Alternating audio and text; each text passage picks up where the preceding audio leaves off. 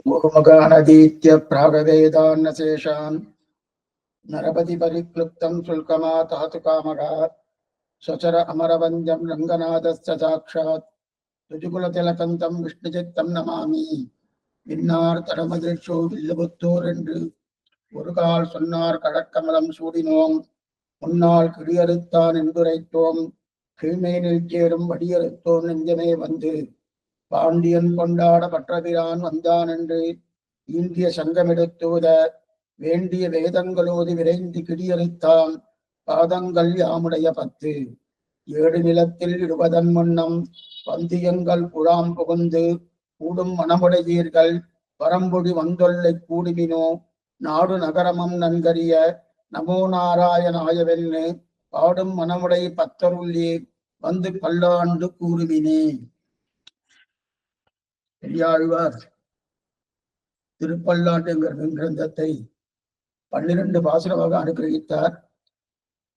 மங்களாசாசனத்துக்குன்னே பகவானாலே அவதரிக்கப்பட்டவர் சுவாமி பெரியாழ்வார். அப்படிப்பட்ட ஆழ்வார் ஏனைய ஆழ்வார்களை காட்டிலும் இவருக்கு பரிவு அதிகம். இவருடைய பரிவை மனபாலமாமல் தெரிவிக்கிறார், பொங்கும் பரிவு என்று. அந்த பொங்கும் பரிவு இருக்கிறபடியாலேயே தான் மங்களாசாசனம் 12 போதும் என்கிற திருப்தி ஏற்படாமல் கோஷ்டி சேர்க்கிறார். அந்த கோஷ்டியிலே 3 வகை அதிகாரிகளை கூப்பிடுகிறார். எப்படிப்பட்ட 3 அதிகாரிகள் என்றால் பகவல்லாபார்த்தி, கைவல்யார்த்தி, ஐஸ்வர்யார்த்தி என்று சொல்லக்கூடிய 3 அதிகாரிகள். பகவல்லாபார்த்தி என்றால் பகவானே பிரயோஜனம், அவனுக்காகவே நாமெல்லாம் சேஷபூதன், அவன் சேஷி, அவன் சுதந்திரன், நாம் பரதந்திரன், அவன் இட்ட வழக்காக இருக்கக்கூடிய தன்மை நமக்குண்டு, அதுதான் நம் சுரூபம் என்று இருப்பவர்கள் பகவல்லாபார்த்திகள். அது ஒரு கோஷ்டி. அடுத்த கோஷ்டி கைவல்யார்த்தி. கைவல்யார்த்தி அவ பகவானுக்கு கைங்கரியம் பண்ணணும், பகவத் அனுபவ பிரீத்திக்காரகம், அவன் பிரீத்திக்காக நான் இருப்பேன்னு கிடையாது. அவர்களுக்கு பாரதந்திரியம் இல்லை, சுதந்திரமானவர்கள். சுதந்திரமானவர்கள்னாலே தன்னுடைய நிலையை தானே பார்த்து கொள்ள வேண்டும், தான் தன்னை அனுபவிக்க வேண்டும் என்கிற நிலையோடு இருப்பவர்கள் கைவல்யார்த்தி. ஆத்மானுபவ காமன்னு பேர் அவருக்கு. அப்படிப்பட்டவர்கள் அழைக்கிறார். அடுத்து 3வது அதிகாரி ஐஸ்வர்யார்த்தி. ஐஸ்வர்யார்த்தி என்பவன் இந்த கைவல்யார்த்தியை காட்டிலும் மேம்பட்டவன் வேறுபட்டவன். கைவல்யார்த்தியை காட்டிலும் வேறுபட்டவன். இந்த கைவல்யார்த்திக்கு சரீரம் வேண்டாம், இந்த சம்சாரம் வேண்டாம், இந்த லோகம் வேண்டாம், எதுவும் வேண்டாம், தன்னை தானே அனுபவித்துக் கொள்ள வேண்டும் என்கிற நிலையில் இருப்பவன் கைவல்யார்த்தி. ஆனால் ஐஸ்வர்யார்த்திக்கு இந்த லோகம் வேணும், இந்த சரீரம் வேணும், ஆத்மா பற்றி அவர் கவலை இல்லை. அவருக்கு சரீரமே ஆத்மா. இந்த சரீரத்துக்குத்தான் எல்லா விதமான போஷாக்கு பண்ண வேண்டும், இந்த சரீர அனுபவம் தான் முக்கியம் என்று இருக்கக்கூடியவர் ஐஸ்வர்யார்த்தி. அந்த கோஷ்டியும் அழைக்கிறார். நமக்கு ஒரு சந்தேகம் வரும், பகவல்லாபார்த்தி அழைக்கட்டும் சுவாமி, அதுல அவ கூப்பிட்ட விட்ட வந்துருவா என்ன அதே கோஷ்டி, இவரும் பகவல்லாபார்த்தி கோஷ்டி, அழைக்கிறவாலும் பகவல்லாபார்த்தி கோஷ்டி வந்துருவா. ஆனா ஐஸ்வர்யார்த்தி அவருடைய நிலையே வேறு, அவருக்கு இருக்கக்கூடிய புருஷார்த்தமே வேறு. அதே போல கைவல்யார்த்தியுடைய நிலையே வேறு, அவருடைய புருஷார்த்தமே வேறுன்னா 3 பேரும் பகவான்ட்டு தானே வரா. ஐஸ்வர்யாத்தியும் பகவான்ட்டு வந்துதான் ஐஸ்வர்யத்தை பிரார்த்திக்கணும். அதே போல கைவல்யாத்தியும் பகவான்ட்டு வந்துதான் கைவல்யாத்தியை பிரார்த்திக்கணும். அதனால இதத்தான் ஆளவந்தார் தெரிவிக்கிறார், கதித்தயச்சே மூலத்துவம். அவன் வரும்போது இந்த மாதிரி உனக்கு சரீரத்தை கொடுத்திருக்கான், புத்தியை கொடுத்திருக்கான், அதற்குண்டான ஆச்சரியமான ஞானத்தை கொடுத்திருக்கான். இதெல்லாம் அவன் கொடுக்க செய்ய அவனுக்கு உபயோகப்படுத்தாமல் உனக்கேன்னு பார்த்து கொண்டிருக்கிறேன்னு கைவல்யார்த்தி பார்த்து கேட்பார்.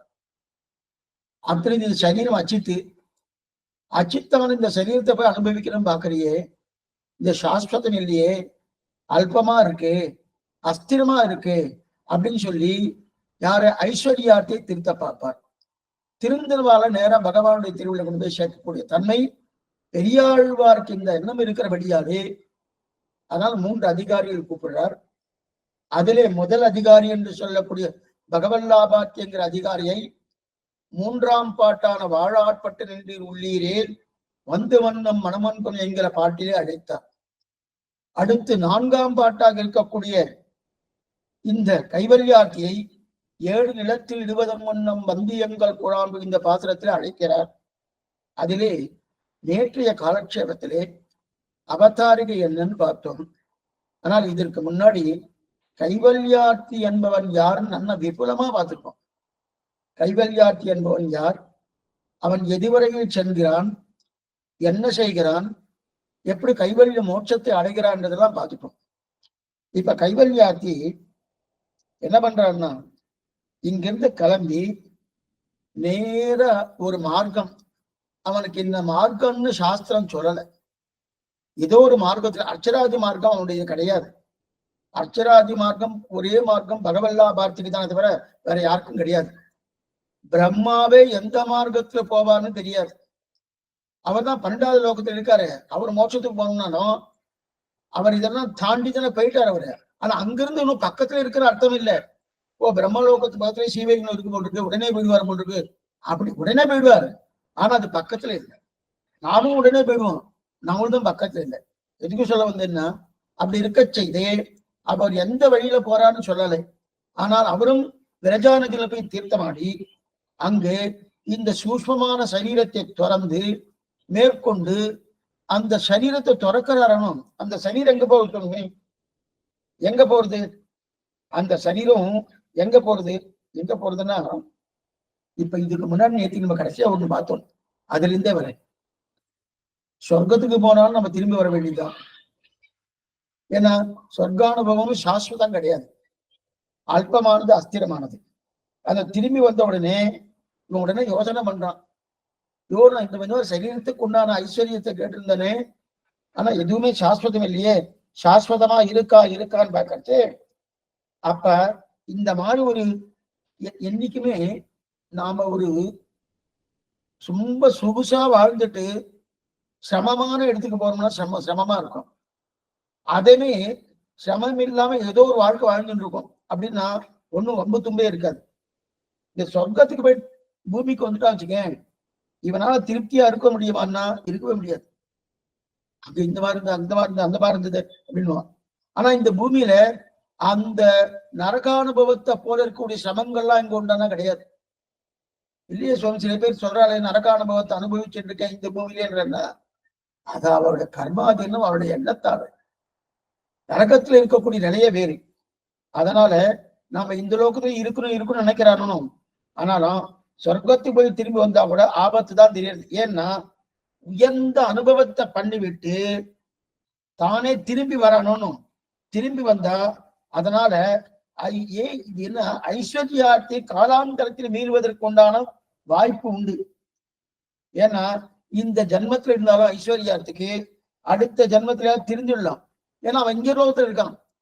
இது கர்ம பூமி, இது சாதன பூமி. சாதன பூமியில இருந்து கொண்டு நம்ம எத்தனை மாறி மாறி பலபிறப்பம் இருந்தாலும் ஒரு ஜென்மால ஆச்சாரிய கடாட்சத்தாலேயோ பகவத் அனுகிரகத்தாலேயோ மோட்சானந்தத்தை பெறுவதற்கு உண்டான வாய்ப்பு உண்டு. ஆனா கைவல்யார்த்தி எப்ப விரஜையை தாண்டி ஏதோ ஒரு மூளையை போய் சூஷ்ம சரீரத்தையும் தொடர்ந்து அசரீரியாய் தன்னுடைய ஆத்மானுபவத்தை அனுபவித்துக் கொண்டிருக்கானோ அவனுக்கு வருவதற்கு வாய்ப்பே கிடையாது. அப்ப இப்ப என்ன ஆயிடுச்சுன்னா, கைவல்யார்த்திக்கு தான் ஆபத்து அதிகமான நிலை. என்ன ஐஸ்வர்யார்த்திக்கு அவ்வளவு ஆபத்து இல்லை. ஏன் இதை சொல்றேன்னா, நேற்றுக்கு நம்ம இந்த இதுல என்ன கேட்டோம், ஏன் சுவாமி அடுத்தது முதல்ல பகவல்லாபார்த்தியை அழைத்தார் 3ஆம் பாட்டுல, அதுக்கப்புறம் அடுத்த பாட்டு 4ஆம் பாட்டுல கைவல்யார்த்தியையும் அழைக்கணும். ஐஸ்வர்யார்த்தி அழைத்திருக்கலாமோ, அவளை அழைக்காம ஏன் கைவல்யார்த்தி அழைக்கிறான்னா, கைவல்யார்த்திக்கு தான் ஆபத்து அதிகம்.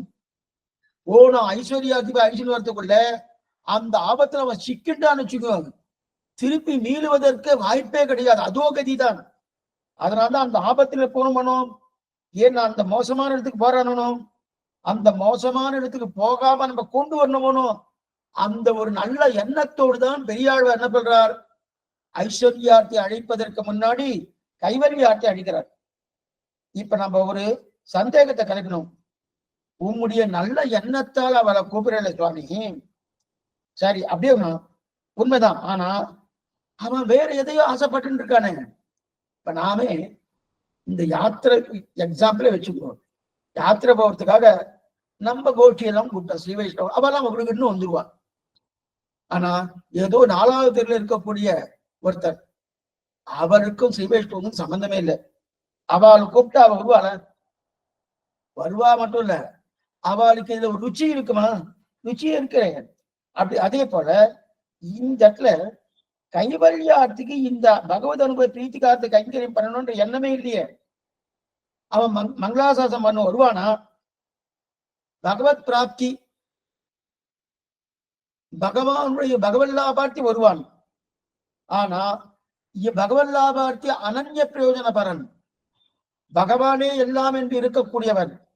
ஆனா இந்த கைவல்யார்த்தியோ பிரயோஜனாந்திர பரன், பகவானை தவிர வேறொன்று ஆசைப்பட்டிருக்கான், தன் ஆத்மாவை தானே அனுபவிக்கணும் அப்படின்னு ஆசைப்பட்டிருக்கானோ. அப்படி ஆசைப்பட்டிருக்கச்சே அவர்கள் பல்லாண்டு பாடுவதற்கு இந்த மாதிரி வருவாளா அப்படின்னு கேட்டுனது சமாதானம் சொல்றார். ஒண்ணும் இல்ல, இந்த விஷயம் நடக்கும் இடத்துல இருக்குன்னு பெரியார் சொல்றார். இந்த விஷயம் எங்க இருக்கு, நம்ம கிட்ட இருக்குன்னு இருக்கு. ரொம்ப முக்கியமான விஷயம்.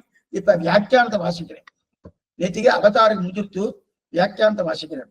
அதாவது 7 நிலத்தில் இடுவதன் முன்னம், 7 என்பது பொல்லாங்கு, உங்களை பொல்லாங்கிலிட்டு இடுவதற்கு முன்னம் என்று வெள்ளையமதனார் 7 என்கிறது சூஷ்ம சரீரத்தை சூழ சரீரத்தை காட்டும் பிரதானமாய் அதனுடைய பிரயோஜன ரூபமாய் நிற்கையாலே பாலில் 7 என்னுமா போல சொல்கிறது.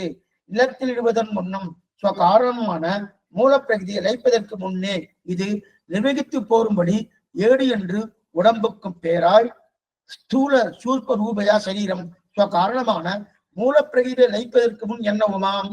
இவ்வியாக்கியம்தான் அவர்களுடைய அனர்த்தத்தை கண்டு அழைக்கிறார் என்னுமிடம் தோற்ற இருக்கிறது. வந்து சுதந்திராயிருப்பார்க்கு தம்மளவில் வருமிடத்தில் உண்டான தூரத்தை சொல்லுகிறது.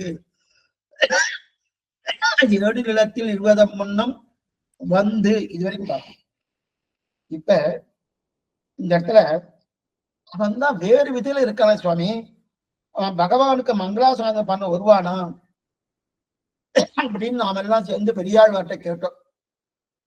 இப்ப பெரியாழ்வார் இதுக்கு சமாதானம் சொல்றாரு. இந்த விஷயம் நம்ம இடத்துலதான் இருக்குன்ற, இந்த விஷயம் நம்ம இடத்துலதான் இருக்குன்னா, ஏன்னா அவனை வரவழைக்க வேண்டியது நம்முடைய பொறுப்பு. புரியத்துக்காக சொன்னேன், யாரும் கோச்சிக்க வேண்டாம். காலட்சேபம் நடந்துட்டு இருக்கு, நிறைய பேருக்கு தெரியாது, வரல. ஆனா அவளுக்கு விஷயத்தை சொல்லி அவ இந்த மாதிரி நடந்துட்டு இருக்குன்னு வர வைக்க வேண்டியது ஒவ்வொருத்தருடைய காலட்சேபம் கேட்கிறவருடைய பொறுப்பும் உண்டு. இது அடியனுக்கு மட்டும் இல்லை, இது ஆழ்வார்கள் மட்டுமல்ல, ஆச்சாரியர்கள் மட்டுமல்ல, காலட்சேப அதிகாரிக்கு மட்டுமல்ல, காலட்சேபம் கேட்கிறவாருக்கும் இந்த பொறுப்பு உண்டு. அதைத்தான் இங்க பெரியாழ்வார் தெரிவிக்கிறார். ஒவ்வொருத்தரும் ஐஷன் வந்து ஸ்ரீ வைஷ்ணவனாக ஆக்கக்கூடிய தன்மை ஒவ்வொருத்தரும் பொறுப்பு உண்டு. ஏன்னா உடனே பெருமான் நினைப்பார், நான் எதுக்கு உன்னை ஸ்ரீ வைஷ்ணவனாக உன்னை வந்து இந்த லோகத்துல உன்னை படைத்தேன், எதுக்காக படைத்தேன், எதுக்காக உனக்கு இவ்வளவு தூரம் உனக்கு இதெல்லாம் பண்ணியிருக்கேன், நல்ல பேச்சு சாமர்த்தியம் கொடுத்திருக்கனே. அப்படி இருக்கச்சு இதெல்லாம் சொல்லாம நீ அவனை திருத்தி கொண்டு வராம நீ நானே நானே நானேன்னு பார்த்துட்டு இருக்கே. அவன் கவியத்தியா இருக்கட்டும், ஐப்சாத்தியா இருக்கட்டும், எவ்வளவு தாழ்ந்து வேணாலும் இருக்கட்டும், ஆனா அவனுக்கு என்ன பண்ணணும், பகவத் அனுபவம் எவ்வளவு உயர்ந்தது, இந்த கைவல்யம் எவ்வளவு தாழ்ந்தது, இந்த ஐஸ்வர்யம் எவ்வளவு தாழ்ந்தது, இதெல்லாம் ஒத்தத்துடன் சொல்லி சொல்லி ஐஸ்வர்யம் வரணுமோனோ. இது பெரியாழ்வார் சொல்றார். அடியன் வெறும் காலட்சேபத்துல மட்டும் சொன்னா போறாது, நீங்களும் ஒவ்வொருத்தட்ட சொல்லி சொல்லி அடியன் காலட்சேபத்தை மட்டுமல்ல பகவத் அனுபவத்துக்கு யாத்திரை போனா கூட ஐஷன் போகணும், சன்னதி சேவிக்க போனா கூட ஐஷன் போகணும், ஆச்சாரனை சேவிக்க போனா குறை ஐஸ்வர்யம். எங்கெங்கெங்கெல்லாம் பகவத் அனுபவம் கிடைக்கிறதோ, பாகவத அனுபவம் கிடைக்கிறதோ, ஆச்சாரிய அனுபவம் கொடுக்கிறதோ, அங்கெல்லாம் ஐஷன் போயிட்டு அந்த அனுபவத்துல உள்ள பங்கேற்று, அது மட்டும் இல்ல, அவளுக்கு அனுபவத்தை கொடுக்கணும். நம்ம சிருஷ்டித்ததே பகவானை இதற்கு தான். இதே சொன்ன உலகத்துல நிறைய பேர் வாசல் அப்படி போயிட்டே இருக்காளா, வள பண்ணிட்டு அவா விஷயம் வேறு. நமக்கு இந்த ஞானத்தை கொடுத்துருக்கானு, ஞானத்தை கொடுத்து அதுக்குண்டான ஒரு நிலையை கொடுத்து அதையும் சொல்லும்படியான ஒரு தன்மையை கொடுத்து பண்ணியிருக்கிறானோ. இதைத்தான் பெரியாழ்வார் தெரிவிக்கிறார். ஏன்னா, சரி சுவாமி, இவ்வளவு தூரம் நீங்க உபதேசம் பண்ணணும்னு சொல்றேன்னு நான் உபதேசம் பண்றேன். இப்ப நீங்க கேட்கறதாவே நான் எடுத்துன்னு வச்சுக்கோ. நீங்க யாரோ ஒருத்தர் கேட்கற அடியன்ட்ட, சரி சுவாமி நீங்க சொன்னேன், இன்ன பார்த்தேன், நீங்க வாங்கோ, காலட்சத்து வாங்கோ, சன்னதிக்கு வாங்கோ, அங்க தஜ்யாலத்துக்கு போறோம், அங்க பஜனை நடக்கிறது, பஜனைக்கு போறோம் அப்படின்னு கூப்பிட்டேன். அதெல்லாம் வந்துருவோம். சரி வந்துட்டா வச்சுக்க, அவ தெரிஞ்சிடுவாளா? அடுத்த கேள்வி வரும். அவ்வளவு தூரம் பண்ணிட்டு இருக்கிறோம் சுவாமி, அவ திருந்துவாளா சுவாமி? திருந்துற ஜென்மமா தெரியலன்னா இப்ப நம்ம கண்ண தோணுதுன்னா அதே கேள்வி நம்ம பெரியாழ்வார்ட்டு கேட்டோம். அவ திருந்துவாளா சுவாமி? கைவல்யார்த்தியை போய் கோட்டு ஐஷன் வருன்னு சொல்லிட்டு இருக்கேளே, ஐஸ்வர்யார்த்தி போய் ஐஷன் வருன்னு சொல்லிட்டு இருக்கேளே, அவ திருந்துவாளான்னா, அவ திருந்துவாளா திருந்த மாட்டாரான்னு பார்க்க வேண்டியது நம்முடைய காரியம் இல்லை. கொஞ்சம் நல்லா புரிஞ்சுக்கணும். அது எதுக்காக இதை சொல்லிட்டு இருக்கேன்னா, நிறைய பேர் இந்த தவறு பண்றா. சுவாமி அவள்தான் பேசுறதை விட பேசாம இருக்கலாம், அவளாம் நம்ம தொகுதி எடுத்துக்க மாட்டார், அவள்கிட்ட பேச வேண்டாம், நம்ம வரைக்கும் நம்ம பார்த்துப்போம், அதெல்லாம் வேண்டாமேன்னு அந்த மாதிரி குறிப்பிடாது. அந்த மாதிரி ஏன்னா அவளுக்கு விஷயம் தெரியாது. இல்லையே சுவாமி, எங்களை அவமானப்படுத்திய மாதிரி பேசி நான் பண்ணிட்டு போட்டுமே, படிச்சுட்டு போகட்டும். எதை அவமானப்படுத்த? சரீரத்தை தான் அவமானப்படுத்த முடியும். சரீரத்தை தான் அவமானம். பேசிட்டா பேசிட்டு போட்டுவேன். நாமும் போட்டு இருக்கான்னு வா, குடுமி வச்சுட்டு இருக்கான்னு வா, யார்த்தையே சொல்லுவா, சொல்லி போட்டுமே. நமக்கு அதுக்கு சம்மந்தமே இல்லையே, நான் இல்லையே, ஆத்மா வேறு, இந்த சரீரம் வேறுதானே. அந்த நிலை ஏற்பட்டு நம்மால் முடிஞ்சவருக்கு ஆந்தனையும் நம்ம அந்த கைங்கரியம் பண்ணோம். அதுதான் பரமமான ஸ்ரீ வைஷ்ணவம்னு பேரு. ஸ்ரீ வைஷ்ணவனா வெறும் காலட்சேபம் கேட்கறது மட்டுமல்ல, வெறும் காலட்சேபம் சொல்றது மட்டும் இல்ல, அதன்படி ஓரளவுக்கு அனுஷ்டானத்துல கொண்டு வரணும். அப்ப சொல்றவாலும் கொண்டு வரணும், கேட்கிறவாலும் கொண்டு வரணும். காலட்சேபம் கேட்டோம் சுவாமி, இவாளை எதுக்கு சொல்ல வந்தேன் இதெல்லாம், நம்ம வீட்டுக்குள்ளேயே சில பேரை திருத்தித்தான் கொண்டு வர வேண்டும் என்கிற நிலையே சில வீட்டுல எல்லாம் இருக்கும். உண்டா இல்லையா? அவாவாளுக்கே தெரியும். அது அவாவாத்துக்குள்ளேயே சில ஆத்துல புருஷார் மரனா இருப்பா, ஸ்ரீகள் வேற மாதிரியே இருப்பா. ஆனா அநேகமா ஸ்ரீகள் தான் மனனா இருக்கிறா. என்ன இன்னைக்கு கூட காலட்சேபம் கூட பாருங்க, அநேகமா ஸ்ரீகள் தான் அதிகமா இருக்கும். அதனாலதான் ஸ்ரீ வைஷ்ணவம் வச்சிருக்காரு. அது முதல்ல இருந்தே அப்படிதான், இன்னைக்கும் இல்ல, எம்பெருமானார் காலத்துல இருந்து அந்த மாதிரிதான் இருந்துட்டு இருக்கு. எதுக்கு சொல்ல வந்தேன்னா, அந்த மாதிரி சில கிரகத்துல சில வீட்லயே அவ சொல்லி திருந்த வேண்டிய ஒரு நிலையில இருந்து அவர்தான் சொல்லி பார்க்கணும். சொன்னா அவ எங்களை 10ஆம் பசிலேன்றா எதையோ சொல்லிட்டு சொல்லி போட்டோம். நம்மால முடிஞ்சவருக்கு ஆந்தரியம் பண்ணிட்டு இருக்கணும். சரி திருந்த மாட்டாளா சுவாமி? திருந்தல என்ன பண்ணாரு? அவ திருந்தினாலா திருந்தலையா பார்க்க வேண்டிய காரணம் இல்லை. அவ திருத்துவது உண்டான தன்மை பகவானுடையது. அப்ப திருத்துவது பகவானுடையதுன்னா நம்ம என்ன பண்ணணும்? சொல்ல வேண்டியது நம்முடைய கடமை. நாம சொல்லித்தான் ஆகணும். அது யாரா இருந்தாலும் சரி, அவள்கிட்ட இந்த மாதிரி ஒண்ணு வேண்டாம். சில மதத்துல கூறிய பிச்சுன்னு கொடுக்கும், அந்த மாதிரி பொய்ப்பிரச்சாரம் பண்ணப்படாது. சாஸ்திரம் என்ன சொல்லித்தோ, நம்முடைய பூர்வாச்சாரர் என்ன சொன்னாரோ, சுவாமி ராமானுஜர் என்ன சொன்னாரோ, நம்மாழ்வர் என்ன சாதித்தாரோ அதைத்தான் சொல்லணுமே தவிர தன்னெஞ்சில் தோத்தினதை இங்க சொல்லவே படாது. அவ சொன்னதை திருப்பி பேசிட்டே பேசவும் ஏக்க கண்டார்கள் தெரியுவா. அவ சொன்னதை திருப்பி சொல்லணும். ஆனா சில தினத்துல எனக்கு இங்கேயோ பண்ணோம் அது பண்ணோம் பொய் பிரச்சாரம் பண்ணிட்டு இருக்காரு, அதெல்லாம் தேவையே இல்லை. சாஸ்திரப்படி நம்ம என்ன, ஏன்னா இதெல்லாம் பண்ண வேண்டியது நம்முடைய கடமை, கர்த்தவியம். நம்முடைய கடமை கர்த்தவியம். சரி சுவாமி, அவ திருந்திட்டாளா இல்லையா நம்ம பார்க்க, அது நமக்கு சக்தியே கிடையாது. அவ திருத்தத்துக்கு உண்டான சக்தி நம்மகிட்ட இருக்காளா இல்லையே? அதிகாரம் இருக்கா இல்லையே? திருத்தும்படியான அதிகாரம் இருந்தா நாமே எங்க இருக்க போறோம்? திருத்தும்படியான சக்தி இருந்தா நாமே இருக்க போறோம். அப்ப நம்ம சொல்ல வேண்டாம்னா சொல்லணும். நாம சொல்ல வேண்டியது நம்முடைய கடமை. பரீட்சத்துக்கு நம்ம பாகவதம் பார்த்துட்டு இருக்கோம். பரீட்சத்துக்கு உபதேசம் பண்ணாரு 7 நாட்கள் ஸ்ரீமத் பாகவதத்தை. கடைசியில அந்த பாம்பு வந்து கடிக்கணும், கடிச்சு உனக்கு பிராணம் போகணும். இவ்வளவு தூரம் சொல்லியிருக்கேன். பாம்பு வந்து கடிச்சு உனக்கு பிராணம் போகிற வரைக்கும் இருந்து பார்த்துட்டு போறேன்னு இருந்தாருன்னா இல்ல, சொல்லி முடிச்சோடனே கிளம்பிட்டாரு. பாம்பு வந்து கடிச்சுட்டா இவருக்கு பிராணம் போயிட்டு அதெல்லாம் பார்க்கவே இல்லை. சொல்ல வேண்டிய உபதேசம் பண்ணி கடமை. அடுத்த உபதேசத்துக்கு நான் போறேன்னு கிளம்பி போயிட்டார். அதெல்லாம் அவ திருந்தினாலா இல்லையா பார்க்கணும். பகவத் இச்சை, பகவான் பார்த்துக்கணும். ஒவ்வொரு ஸ்ரீவைக்கும் தெரியணும். ஏன்னா இதுக்கு சொல்லனா, நம்முடைய குடும்பத்திலேயே உபதேசம் பண்ணிதான் திருந்த அளவுக்கு மாற்றக்கூட அளவுக்கு பல பேர் இருக்கிறார். அவர்களை பார்க்கும்போது நம்ம என்ன சுவாமி நாங்களாம் காட்சித்து போயிட்டு வந்துட்டு இருக்கோம், நிச்சயமா போயிட்டு வந்துட்டு இருக்கோம், நாங்களாம் ரொம்ப நல்லா இருக்கோம் அப்படின்னா நான் சுயநலவாதின்னு அர்த்தம். நாங்களாம் ரங்கநாதனை பத்தி தெரிஞ்சிருக்கோம், எம்பெருமானார் பத்தி தெரிஞ்சு வச்சுட்டு இருக்கோம், அதே போல திருவேங்கடமணியான தெரிஞ்சுட்டு இருக்கோம், உய்யவரையே உடையவர் திருவிழி நல்லா தெரிஞ்சுட்டு இருக்கோம், எல்லாமே தெரிஞ்சிருக்கோம். அவனுக்கு ஒண்ணுமே தெரியல சுவாமி. அது மட்டும் இல்ல, ஐஸ்வர்யம் தாழ்ந்தது, கைவல்யம் தாழ்ந்தது, பகவத அனுபவம் உயர்ந்தது, இதெல்லாம் நான் புரிஞ்சுட்டு இருக்கேன் அப்படின்னு சொல்லிட்டு மத்த பேருக்கு சொல்லாம இருக்கக்கூடாது. நான் தெரிஞ்சுட்டேன்றது மத்த பேர் சொல்லாம இருக்கக்கூடாது. அது எடுத்து சொன்னதான் ஸ்ரீவைஷ்ணவமே சித்திக்கும். அதை நன்னா எடுத்து சொல்லணும். என்ன இல்லைன்னா என்ன நினைப்பாரு பெருமாள்? என்ன நினைப்பாரு? நான் உனக்கு சரீரத்தை கொடுத்தேன், பேச்சு சாமர்த்தியத்தை கொடுத்திருக்கேன், நாக்க கொடுத்திருக்கேன், ஆனா இதெல்லாம் கொடுத்தது இன்னைக்கு நான் கொடுத்த கண்ணு, நான் கொடுத்த வாய், நான் கொடுத்த கால், நான் கொடுத்த கைகள், இதை வைத்துக் கொண்டு என்னுடைய விஷயத்தை சொல்லாம நீ என்ன பண்ற? எத்தனையோ பண்ணிட்டு இருக்கே. அப்ப என்னுடைய கடமை தானே பண்ணணும். அதை பண்ண நீ எதுவும் பண்ணிட்டு இருக்கேன்னு பகவான் நினைக்க மாத்தணும். அதனால நம்ம பொறுத்த வரைக்கும் என்னன்னா, பகவத் மகாபாத்தியம் சொல்லணும். என்னன்னு சொல்லணும்? பகவத் மகாத்மியம் உயர்ந்தது, ஐஸ்வர்யமும் கைவல்யமும் தாழ்ந்தது அப்படின்னு சொல்லணும். அப்ப சரி சுவாமி உடனே திருந்துவாரா? சொல்லிட்டேன் சுவாமி. உடனே திருத்துவாரா?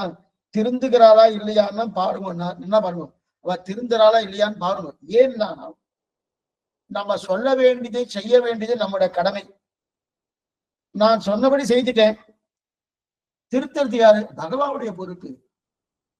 திருத்த வேண்டியது பகவானுடைய பொறுப்பு.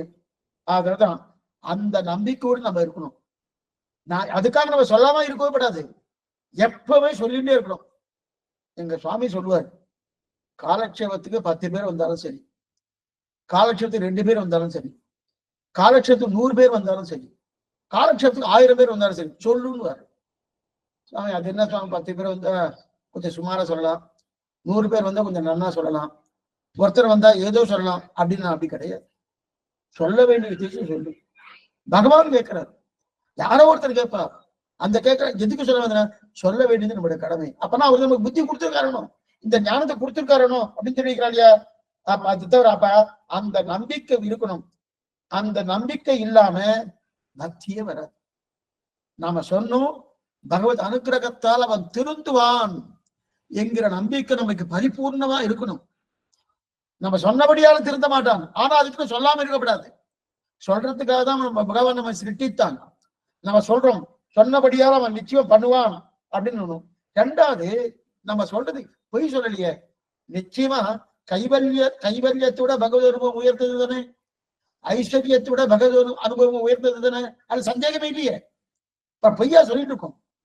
ஐஸ்வர்யத்தை காட்டிலும் பகவத் அனுபவம் உயர்ந்தது, கைவல்யத்தை காட்டிலும் பகவத் அனுபவம் உயர்ந்தது.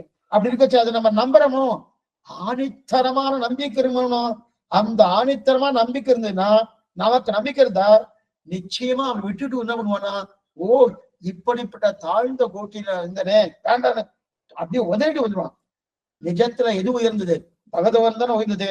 அப்ப நிஜத்தை சொன்னா, நிஜத்தை என்னைக்குமே பொய் அன்னைக்கு படிக்கிற மாதிரி இருக்கும், ஆனா அப்புறம் அது பொய்யா இருக்கும்.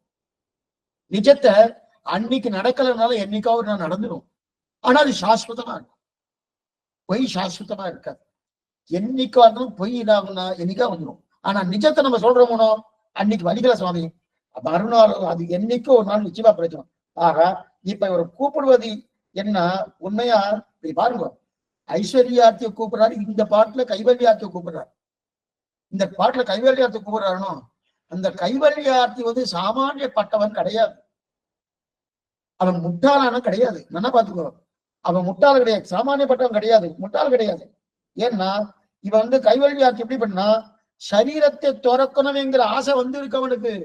இந்த சரீரம் தியாஜ்யம், பகவத் லாபத்துக்கு அதே ஆசை இருக்கணும், இந்த சரீரம் தியாஜ்யம் இருக்கணும். அந்த ஆசை வந்திருக்கு. அது மட்டும் இல்ல, யோக மார்க்கத்தை நன்னா தெரிஞ்சு வச்சுட்டு இருக்கான். யோக மார்க்கத்தின் மூலம் தான் அவன் ஆத்மானுபாவன காமனா அடைய வேண்டும் என்று பிரார்த்திக்கிறான் நம்முடைய பெருமாள்கிட்ட. அத்த யோக மார்க்கத்தை நல்லா தெரிஞ்சுட்டு இருக்கான். இந்திரியங்கள், இந்த பஞ்ச இந்திரியங்கள், கர்மேந்திரியங்கள், ஞானேந்திரியங்கள், இதெல்லாம் நல்லா அடக்கி வச்சுட்டு இருக்கான். அடக்கி வச்சுட்டு ஏகாகிர சித்தத்தோடு நல்லா பெற்றுட்டு இருக்கணும். அதனால அவன் ஒன்றும் சாமானியப்பட்டவன் கிடையாது. சரீரத்தை துறக்கணுன்றது இந்த சம்சாரம் வேண்டான் இருக்கான். அது மேல யோக மார்க்கத்தை நல்லா தெரிஞ்சு வச்சுட்டு இருக்கான். இந்திரியங்கள் என்ன அடக்கக்கூடிய ஒரு ஏகாகிர சித்தத்தோடு இருக்கான். அப்படி இருக்கச்சதே சாமானியப்பட்டவங்க, நல்ல சக்தி இருக்கு, நல்ல ஞான விசேஷம் இருக்கு, இதெல்லாம் இருக்கிறவன் தான். ஆனா என்னமோ ஒரு துளி என்னது தப்பா போயிடுச்சு. என்னமோ ஒரு துளி தப்பா போயிடுத்து. ராவணனுக்கு கூட எல்லா சக்தியும் உண்டு. ராவணனுக்கு இல்லாத ஞானம், அபாரமான ஞானி. ராவணன் சாமானியப்பட்டவன் இல்ல. இது மாரீச்சன் சொல்றச்சே ராவணனுக்கு சொல்றான், ராவனை பத்தி உனக்கு தெரியாது ராவணா, நான் சொல்றேன், நீ ஒன்னும் சொல்ல வேண்டாம் மாரீச்சா, எனக்கு எல்லாமே தெரியும். தெரிஞ்சே பண்ணிருக்கணும். அப்பவே பகவத் கட்டாட்சம் இல்லை. பகவத் கட்டாட்சம் இல்லாதபடியாலே கொஞ்சம் அப்படி இப்படி சுற்றி சுற்றி தெரிஞ்சுட்டான் இல்லையா. இப்ப பெரியாழ்வு என்ன சொல்றான்னா, இவர்கள் எல்லாரும், இந்த கைவல்யார்த்தி எல்லாரும் நல்ல ஞானவான்கள் தான், சாமானியப்பட்டவா கிடையாது, நல்ல ஞானவான்கள். அப்ப நாம அவ என்ன செய்யணும்னு செய்ய வேண்டிய சொல்லிட்டா கண்டிப்பா புரிஞ்சுப்பா. ஒண்ணுமே தெரியாதவாருக்கு நம்ம சொன்னா புரியாதுன்னு சொல்லலாம். இவருக்கு நல்லா தெரியும் கைவல்யம்னா என்னன்னு தெரியும், அதுக்கு என்ன மாதிரி மார்க்கம் பண்ணணும் தெரியும், அது உபாசனம் தெரியும், யோக மார்க்கம் தெரியும், இந்திரியங்களை அடக்க தெரியணும், ஆத்மா வேறு சரீரம் வேறு இதெல்லாம் தெரியும், எல்லாமே தெரியும். ஆனா இதெல்லாம் தெரிஞ்சிருக்கிறத கொண்டு நம்ம ஓ இந்த மாதிரி இருக்கு அப்படின்னு நம்ம சொல்றது சொல்லிட்டா புரிஞ்சுப்பான். அப்ப கைவல்யம் தாழ்ந்தது, பகவத் அன்பு விழுந்தது அப்படின்னு நம்ம அறிவிச்சுட்டா கைவல்யத்தை விட்டு பகவானை பற்ற வேண்டும் என்று தெரிஞ்சு கொள்ள வேண்டிய ஆத்மகுணம் படைத்தவான் அப்படிப்பட்டவன் தான் அழைக்கிறார் யார், பெரியாழ்வார். அப்படிப்பட்டவள் தான் அழைக்கிறார் பெரியாவர். அவனும் சாமானியப்பட்டவன் கிடையாது. இதத்தான் என்ன கேட்கிறாரு, ஏடு நிலத்தில் இடுவதன் மன்னம் வந்து எங்கள் குழாம் புகுந்து, வந்து எங்கள் குழாம், எங்கள் குழாம்னு ஒரு பெருமையோடு சொல்லணும். எங்கள் குழாம் புகுந்து எங்க கொடுத்துக்கு வந்துருவோம். அங்க சரீரத்தை கொண்டு போய் அந்த மயான பூமியில் வைப்பதற்கு முன்னாடி எங்களுக்குள்ள பூந்துருவோம். அதுக்கப்புறம் கூடும் மனமுடையீர்கள், கூடும் மனமுடைவீர்கள் அப்படின்னாரு. அப்பன்னா நீங்க விட வேண்டிய விட்டுட்டு பற்ற வேண்டும் மனசு இருப்பவர்கள் எல்லாரும் வாருங்கன்னார். விட வேண்டியதை விட்டுட்டு பற்ற வேண்டிய பட்டக்கூடிய மனசு இருக்கிறான் நாங்க வாங்கினாங்க. விட வேண்டியதை விட்டுட்டு பற்ற வேண்டிய பட்டத்தை மனசு இருக்கிற வாங்குனாரு. ஆச்சரியமா தெரிவிக்கிறார். அப்ப விட வேண்டிய அப்படின்னு தெரிவிக்கிறார் இல்லையா, அததான் தெரிவிக்கிறார். அப்ப ஏடு நிலத்தில் இடுவதன் முன்னம், ஏடுன்னா இப்ப 3 விதமான அர்த்தம் சொல்ல போறார். ஏடு நிலத்தில் இடுவதன் முன்னம் 3 விதமான அர்த்தம். அப்படின்னா ஏடு நிலம்னா ஏடாகிற நிலம், ஏடாகிற நிலம், ஏடாகிற நிலம் தாழ்ந்த நிலம், ஏடாகிற நிலம் தாழ்ந்த ஸ்மசான பூமி, மயான பூமி இருக்கணும், சுடுகாடு, அந்த மயான பூமியை தான் ஏடாகிற நிலம். இது ஒரு அர்த்தம். 3 அர்த்தம் சொல்ல போறார். ஏடு நிலம்ன்றதுக்கு 3 அர்த்தம். ஏடாகிற நிலம்னா தாழ்ந்து இருக்கக்கூடிய நிலம், அது மட்டும் ஸ்மசான பூமி, மயான பூமி, அதுதான் ஏடாகிற நிலம். சுடுகாடுன்னு சொல்றோம், அது ஒண்ணு. 2வது அர்த்தம் சொல்றாரு பிள்ளை அமுதனார் தெரிவிக்கிறார். 2வது அர்த்தம் என்ன தெரிவிக்கிறார்னா, ஏடு என்பதற்கு சரீரம்னு அர்த்தம் பண்ணியிருக்கார். ஏடுன்னா சரீரம்னு அர்த்தம் பண்றார். இப்ப முதல்ல ஏடு என்பதற்கு என்ன சொன்னாரு, பல்லாங்கு, மட்டமான அப்படின்னு அர்த்தம். முதல்ல ஏடு என்றதுக்குன்னு மயான பூமி, ஸ்மசான பூமி, மட்டமான ஒரு அர்த்தம். அடுத்து ஏடு என்பதற்கு சரீரத்தை அப்படின்னார். அப்ப ஏடு நிலத்தில் இடுவதம் முன்னம், இந்த சரீரத்தை நிலத்தில் இடுவதற்கு முன்னம், இந்த சரீரத்தை முதல்ல ஸ்மசான பூமி அப்படின்னு சொன்னார். அடுத்த ஏடுக்கு இந்த சரீரத்தை நிலத்தில் இடுவதன் முன்னம் என்று வேறுபடுத்தி வியாக்கியானம் பண்றார். ஏடு என்பது தாழ்ந்த பூமி, மயான பூமி. அப்ப உங்களை கொண்டு போய் ஸ்மசான பூமியில் இடுவதற்கு முன்னம், அப்ப இந்த பாருங்க, இந்த பாட்டுல ஏடு நிலத்தில் இடுவதன் முன்னம் இருக்கணும், உங்கள் சரீரன்னு இந்த சொல்லு பாட்டுல இல்ல. ஏடு நிலத்தில் இடுவதன் முன்னம் தான் இருக்கு தவிர உங்கள் சரீரம் கொண்டு போய் அங்க இடுவதற்கு முன்னு பாட்டுல சொல்லி இல்ல. ஆனா இங்க அர்த்தம் தெரியுற ஏடுன்னா என்ன தெரியுமா? சூஷ்ம சரீரன்றார். அப்பனா சரீரம்னா இந்த சரீரத்தை சொல்லல, இது ஸ்தூல சரீரம். நம்ம கண் முன்னாடி பார்க்கக்கூடிய ஸ்தூல சரீரத்துக்கும் சூஷ்ம சரீரத்துக்கும் வித்தியாசம் தெரியுமா? கண்ணு காது மூக்கு செவி எல்லாம் இருக்கிறதுனால ஸ்தூல சரீரம். இதெல்லாம் எதுவுமே கிடையாது, நம்மால எதுவுமே பார்க்க முடியாது. ஆனா சரீரம் இருக்கு, அந்த சரீரத்துக்கு சூஷ்ம சரீரம்னு பேர். அப்ப ஏடு நிலத்திடுவதன் முன்னம்னா என்ன தெரிவிக்கிறாரு? சூஷ்ம சரீரத்தை தாழ்ந்த சூஷ்ம சரீரத்தை இங்க அவங்க இதுல எடுக்கிறது முன்னும் சூஷ்ம சரீரம். அப்பனா சூஷ்ம சரீரம் எப்படி சூஷ்ம சரீரம்? பாலிலே ஏடு. ஆச்சரியமான வியாக்கியானம், பெரிய வியாக்கியானம் இல்லை. பாலிலே ஏடு. அதே போல நம்முடைய ஸ்தூல சரீரம், பால் இருக்கணும், பால் தான் நம்முடைய ஸ்தூல சரீரம். அதை கடைஞ்சி எடுத்தா என்ன வருது? பாலை கடைஞ்சி எடுத்தா ஏடு வருதணும். அதே போல இந்த ஸ்தூல சரீரத்தை நன்னா கடைஞ்சி எடுத்தா என்ன வருது? சூஷ்ம சரீரம் கிடைக்கிறது. இந்த ஸ்தூல சரீரத்தை நன்னா கடைஞ்சி எடுத்தா ஸ்தூல சரீரம் எடுக்க. இது போல பாலை கடைஞ்சா ஏடு கிடைக்கிறது. அப்ப ஏடு என்கிற சப்தத்துக்கு சரீரம் அர்த்தம். ஏடுனா பால் ஏடு, பாலை கடைஞ்சா ஏடு கிடைக்கிறது. அதே போல ஏடு என்கிறது என்னது? ஸ்தூல சரீரம், இதான் சரீரம். அதை கடைஞ்சா ஏடாகிற சூஷ்மம் கிடைக்கிறதுனோ அதுதான் சூஷ்ம சரீரம் அப்படின்னு தெரிவிக்கிறாரு. அப்ப இதுதான். ஆக ஏடு நிலத்தில் இடுவதன் முன்னம் ஸ்தூல சரீரத்தை கொண்டு போய் வைத்து விட போகிறார்களே. அப்ப சூஷ்ம சரீரம் முடிஞ்சு போயிடுது, பதிலே இங்க போயிடுது.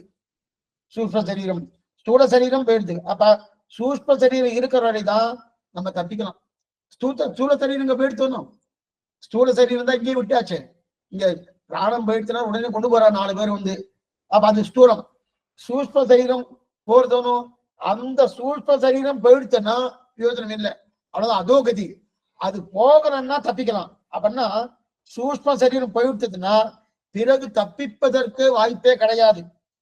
அப்ப சூஷ்ம சரீரம் என்பது சூழ சரீரத்திற்கு காற்றும் நிற்கும். அப்படின்னா இந்த சூஷ்ம சரீரத்துக்கும் ஸ்தூல சரீரத்துக்கும் என்ன வித்தியாசம்? இப்போ கண்ணால பார்க்கக்கூடிய சரீரம் ஸ்தூலம்னு பேரு, கண்ணால பார்க்க முடியாத சரீரம் ஸ்தூலம்னு பேரு. அது நம்ம கண்ணுக்கு தெரியாது. சரி, இப்ப ஸ்தூலம்னா என்ன, சூஷ்மம்னா என்னன்னு சொல்றேன். முன்பிறவி முன்கல்பம். முன்பிறவியான முன்கல்பத்திலே நான் ஒரு சரீரத்தை எடுக்கிறோமோ, இதுக்கு முன்னாடி ஒரு சரீரம் எடுத்திருக்கோமோ, அதுல ஸ்தூல சரீரத்தோடு இருக்கும். அதான் நன்ன கண்ணால பார்க்கக்கூடிய சரீரத்தோடு இருக்கோமோ. அப்ப சரீரம், அந்த ஸ்தூல சரீரம் என்னன்னா கண் காது மூக்கு இதெல்லாம் இருக்கதான் ஸ்தூல சரீரம். சூஷ்ம சரீரம்னா கண் காது நாம ரூபங்கள்லாம் இருக்காது, கண் காது நாம ரூபங்கள்லாம் இருக்காது. அப்ப முன்ஜன்மாவில் ஸ்தூல சரீரத்தோடு ஏதோ ஒரு கர்மாவை சேர்க்கிறோம். முன்ஜன்மால ஒரு சரீரம் எடுத்துட்டு இருப்போம். இப்ப மனுஷ ஜென்மா, இதுக்கு முன்னாடி ஏதோ ஒரு ஜென்மம், அந்த ஜென்மால ஏதோ ஒரு காரியம் பண்றோம் வச்சுக்கேன், அந்த காரியத்தை ஒரு கர்மாவை சேர்க்கிறோம்.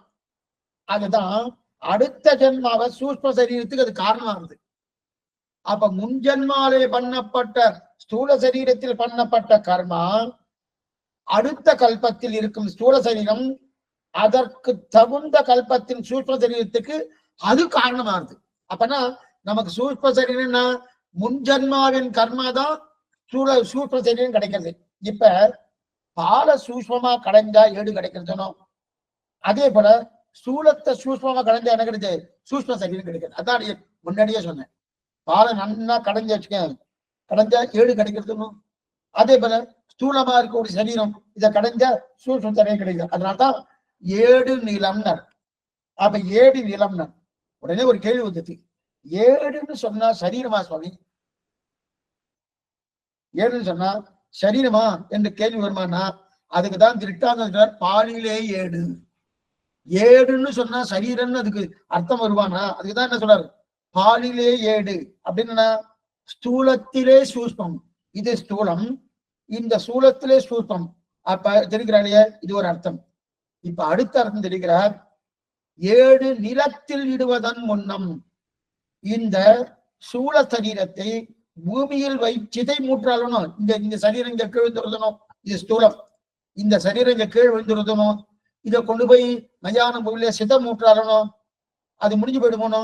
ஆனா சூஷ்ம சரீரத்தோடு மேல போறான்.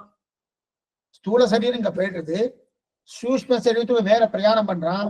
அதை பிடிச்சுட்டு போறச்சு. இப்ப என்ன ஆகுதுன்னா, சூஷ்ம சரீரத்தை பிடிச்சு நம்ம கொண்டு வந்து மையான பூமியில கொண்டு சேர்க்கிறோமா? அதெல்லாம் யாரும் பண்றது இல்லை. சூஷ்ம சரீரமா நம்ம கண்ணுக்கு தெரியாத சுவாமி, ஸ்தூல சரீரம் தான் பாக்குறோம். அப்பனா சூஷ்ம சரீரம் எங்க சுவாமி போயிடுது? ஸ்தூல இங்க போறதுன்னு தெரியாது. நம் கண் முன்னாடியே கொண்டு போய் மையான பூமியில வைக்கணும் தெரியாது. சூஷ்மம் எங்க போயிடுது? மேலும் கைவல்யார்த்தியம் சூஷ்ம சரீரத்தையும் தொலைச்சிட்டு தான் கைவல்ய மோட்சத்துக்கு போறான். நல்லா பாருங்க, கைவல்யார்த்தியம் சூஷ்ம சரீரத்தையும் தொலைக்கிறார், பகவத் லாபார்த்தியும் சூஷ்ம சரீரத்தை தொலைக்கிறார். ஆனா சூஷ்ம சரீரத்தை தொலைச்சு அப்ராகிருதமான திருமேனி கிடைக்கிறது பகவத் லாபார்த்திக்கு. ஆனா கைவல்யார்த்திக்கு சூஷ்ம சரீரத்தை தொலைச்சிட்டு மேற்கொண்டு அவன் எந்த திருமேனியும் எடுத்துக்கொள்ளாமல் என்ன பண்றாருன்னா, அந்த சரீரமே இல்லாமல் ஒரு இடத்துக்கு போய் தன்னுடைய ஆத்மாவை தானே அனுபவிக்கிறான். அந்த நிலைதான் ஆத்மானுபவ காமன் பேரு, கைவல்யார்த்தின்னு பேரு. சரி, இப்ப அவருக்கு சூஷ்ம சரீரம் எங்க போறது? ஸ்தூல சரீரம் இங்க போயிடுது, சூஷ்ம சரீரம் எங்க போறது? ஆனா சூஷ்ம சரீரத்தையும் தொலைச்சிட்டே போகணும். அப்ப சூஷ்ம சரீரம் ஸ்தூல சரீரம் மயான பூமியில போயிடுது. சூஷ்ம சரீரம் மேல போறாரோ அந்த சரீரம் எங்க போறதுன்னா, ஏன்னா நாம அதை பிடிச்சுட்டு 16 நாள் காரியம் எல்லாம் பண்றோம்னா கிடையாது. யாரோட இந்த கிளம்பி போயிடுச்சுன்னா சுவாமி காரியம் 13 நாள் காரியம், 11 நாள் காரியம், 16 நாள் காரியம் அதெல்லாம் பண்றோம்னா அதெல்லாம் கட்டுறோம்னா பண்றதில்ல. அப்ப சூஷ்ம சரீரம் எங்க போறதுன்னா, விரஜா நதியில தீர்த்தமான உடனே அந்த சூஷ்ம சரீரத்தை கழிச்சிடறான். போயிட்டுன்னா அது என்ன, அந்த சூஷ்ம சரீரம் மூல பிரகிருதியில போய் லயிச்சு விடுறது. மூல பிரகிருதி இருக்கணும், அதோடைய காரண தசை, அந்த காரண தசையில போறது. என்னன்னு சொல்றேன், கொஞ்சம் புரியும்படியா சொல்றேன். அதாவது சூஷ்ம சரீரத்துக்கு மாதா யார் தெரியுமா? சூஷ்ம சரீரம் கண்ணால பார்க்க முடியாத சரீரம் சூஷ்ம சரீரம். அந்த சூஷ்ம சரீரத்துக்கு மாதா தாய் மூலப்பிரகிருதி. லயம் பிரளயம் அப்படின்னு சொல்றோம்னோ. லயம்னா என்ன, பிரளயம்னா என்ன அப்படின்னா, லயம் என்பதற்கு அர்த்தம் என்னன்னா, ஒரு மண் இருக்கு, மண்ணை குடமாக்கணும். மண்ணை குடமாக்கணும்னு அந்த குடத்தை உடைச்சேன். மண்ணை நன்னா பிடிச்சு போய் ஒரு கொயவன் குடத்தை பண்ணினான். அந்த குடத்தை உடைச்சேன். குடத்தை பண்ண உடனே இந்த குடத்துக்கு லயம் எது தெரியுமா? அந்த குடத்துக்கு லயம் என்ன தெரியுமா? தன்னுடைய முன்னிலையை சேர்ந்து விடுவதுதான் அந்த குடத்துக்கு லயம். அப்ப குடத்துக்கு முன்னிலை எது? மண்ணு. மண்ணுதான் முன்னிலை. அந்த முன்னிலை தான் லயம். அப்ப ஒரு பொருள் தன்னுடைய காரிய நிலையை விட்டு காரண நிலைக்கு அடைந்தால் அதற்கு லயம்னு பேர். ரொம்ப ரொம்ப சுலபம். காரிய நிலையை விட்டு காரண நிலைக்கு போகணும். இப்ப இந்த சரீரம் காரிய நிலை, காரண நிலைக்கு போகணும். நம்ம மண்ணோடு மண்ணா போறதும் அதான் காரண நிலை. பஞ்சபூதங்களுடைய சேர்க்கை தானே இந்த சரீரம். மண்ணோடு மண்ணா போறதும் அதான் காரண நிலை. சரி சுவாமி, சூஷ்ம சரீரம் மண்ணோடு மண்ணா போறதா? சூஷ்ம சரீரத்துக்கு காரண நிலை தான் பிரகிருதி, மூல பிரகிருதி. அந்த மூல பிரகிருத்தை போய் சேர்ந்துருதும். இப்ப சூஷ்ம சரீரம் என்பது காரிய நிலை. அப்ப அந்த காரிய நிலையினால காரண நிலைக்கு போகணும்னு காரணமான மூல பிரகிருதிக்கு முன்னிலையில் போய் கோர்த்துடும். அது சேர்ந்துடுத்துன்னு வச்சுக்கே. அப்ப சேர்ந்துடுத்துனா அதன் பிறகு என்னன்னு சரீரமே கிடையாது. அதன் பிறகு பிரயோஜனமே இல்லை. குடத்தை உடைச்சாச்சு. குடத்தை வச்ச உடனே என்ன ஆயிடுது? மண்ணாயிடுதுன்னா இப்ப குடம் இருக்குன்னு நினைச்சுட்டு ஒரு சுவாமி என்ன சொன்ன, சுவாமி தாம்பு கயிறு கொண்டு வா, அந்த உடைச்ச குடத்தை வச்சுட்டு கிணத்துல அந்த இறக்கி தண்ணி நல்லா சேர்த்தலாம்னா சேர முடியுமா? சேர முடியாது. குடத்தை உடைச்சாச்சுன்னா மண்ணை வச்சுட்டு கிணத்துல இருந்து தண்ணீர் சேர்க்க முடியுமா? சேர்க்க முடியாதுனோ. அதே போல இங்க என்ன ஆயிடுது? இங்க சூஷ்ம சரீரமும் போயிடுச்சுன்னு வச்சுக்கேன், அதுக்கப்புறம் பிரயோஜனமே இல்லாம போயிடும். இப்ப இந்த கைவல்யாத்துக்கு சூழ்பதம் பிரித்து வச்சுக்க. அதத்தான் ஏடு நிலத்தில் இடுவதன் முன்னம், நிலத்தில் இடுவதன் முன்னம் தன்னுடைய காரநிலையை பிராபிப்பதற்கு முன்னாடி வந்தால்தான். ஏன்னா இப்ப கிணத்துல இருந்து ஜலத்தை தூக்கணும், ஜலத்தை தூக்கணும்னா உடைஞ்ச பானை மண்ணா எடுத்து, மண்ணா இருக்கக்கூடிய தன்மை களத்துல இருந்து ஜலத்தை தூக்க முடியுமா? தூக்கவே முடியாது. ஆனா அந்த ஜலம் தூக்குவது என்பதுதான் பகவத் அனுபவம். அத நீங்க சரீரத்தோடு பண்ணும் என்கிற ஆசை இருந்தால் அப்படின்னு என்ன அர்த்தம்? இந்த சரீரமானது மூல பிரகிருத்தியில் போய் லயிப்பதற்கு முன்னே வாருங்கோள். அதான் ஏடு நிலத்தில் இடுவதன் முன்னம் வந்து எங்கள் குடாம் புகுந்து, எங்கள் குடத்துல வந்து பூருங்கோ அப்படின்னா. அப்ப அப்படின்னு என்ன அர்த்தம்? இந்த சூஷ்ம சரீரமும் போகிறதுக்கு முன்னாடி எங்கள் குருக்கு வந்துக்கும், எங்கள் குழாம் வந்து புகுந்தனர். இதுக்கு இதுக்கு அர்த்தமும் அடுத்த விதம் தெரிவிக்கிறோம். இப்ப அடுத்த அர்த்தம் என்னன்னா, முதல்ல ஏடுன்னு சொன்னதுக்கு பொல்லாங்கு அப்படின்னா, ஏடுன்னு என்ன? மயான பூமின்னு பார்த்தோம். பொல்லாங்கு நிலம் பார்த்தோம். அடுத்து ஏடு என்பதற்கு சூஷ்ம சரீரன்னு ஒரு அர்த்தம் பார்த்தோம். இப்ப ஏடு என்பதற்கு மூணாவது அர்த்தம் காமினார். மொத்தம் 3 அர்த்தம் ஏடுக்கு. முதல் ஏடுக்கு பொல்லாங்கு என்கிற சொல்லக்கூடிய மயான பூமின்னு, இரண்டாவது ஏடு என்பதுக்கு சூஷ்ம சரீரம்னு சொன்னார். இப்ப 3வது ஏடுக்கு சூஷ்ம சரீரம் ஸ்தூல சரீரம் ரெண்டையும் சேர்த்து அர்த்தம் கொள்ளலான்றார். இப்ப 3வது ஏடுக்கு என்னது? சூஷ்ம சரீரத்தையும் சொல்லலாம், ஸ்தூல சரீரத்தையும் சொல்லலான்றார். அப்ப ரெண்டையும் சேர்த்து கொண்டார். அப்படின்னா ரெண்டையும் சேர்த்து பூமியில வைக்கிறோமோனோ, ஸ்தூல சரீரத்தை பூமியில வைக்கிறோம், சூஷ்ம சரீரத்தை மூல பிரகிருத்தில போய் சேர்த்துறோம் இல்லையா? அதெல்லாம் வெக்கத்துக்கு முன்னாடி இங்க வந்து சேருங்கோ. ஏடு நிலத்தில் இடுவதன் முன்னம் அதை கொண்டு போய் பிரகிருதி வெக்கத்துக்கு முன்னாடி இங்க வந்து சேருங்கோ. சரி சுவாமி, இவ்வளவு தூரம் ஆழ்வார் அவரை கூப்பிடுறாரு. அப்ப இந்த வாக்கியத்தை பார்த்தா அவன் ரொம்ப தூரம் தாழ்ந்து போயிருக்கா போல் இருக்கு. ஏன்னா அவன் அனர்த்தத்தை பாட்டு ஆழ்வாரால தாங்க முடியல. இப்படி அனர்த்தப்பட்டு இருக்காளே, அந்த இடத்துல ஒரு பள்ளம் தோண்டி இருக்கா, அரசாங்கத்துல யாரோ வேலை பார்த்திருக்கா, ராத்திரி வேலையில யாரோ ஒருத்தர் வந்திருக்காரு. ஆனா அந்த பள்ளம் தோண்டி படுகொடி இருக்குன்னு தெரியறது இருக்கு. உடனே என்ன சொல்லுவார், வேற அந்த பக்கம் போகாது, ராத்திரி வேலை இருட்டா இருக்கு, நீ காலை வச்சனா உள்ள விழுந்துடும், பிராணம் போயிடும் அப்படின்னு சொல்ல போனா அப்படி எதனால சொல்லுவாரு? கருணை இருக்கிறதுனால சொல்லுவாரு, காருண்யம் இருக்கிறதுனால சொல்றாரு. அதே போல இப்ப பெரியாழ்வார் அந்த கைவல்யாத்துக்கு என்ன சொல்றாருன்னா கருணையால சொல்றாரு. அவர் உள்ளத்தில் ஏற்ற கருணையும் கலக்கமும் இது தோன்றத்தான் பெரியாழ்வார் அவள் அழைக்கிறார்.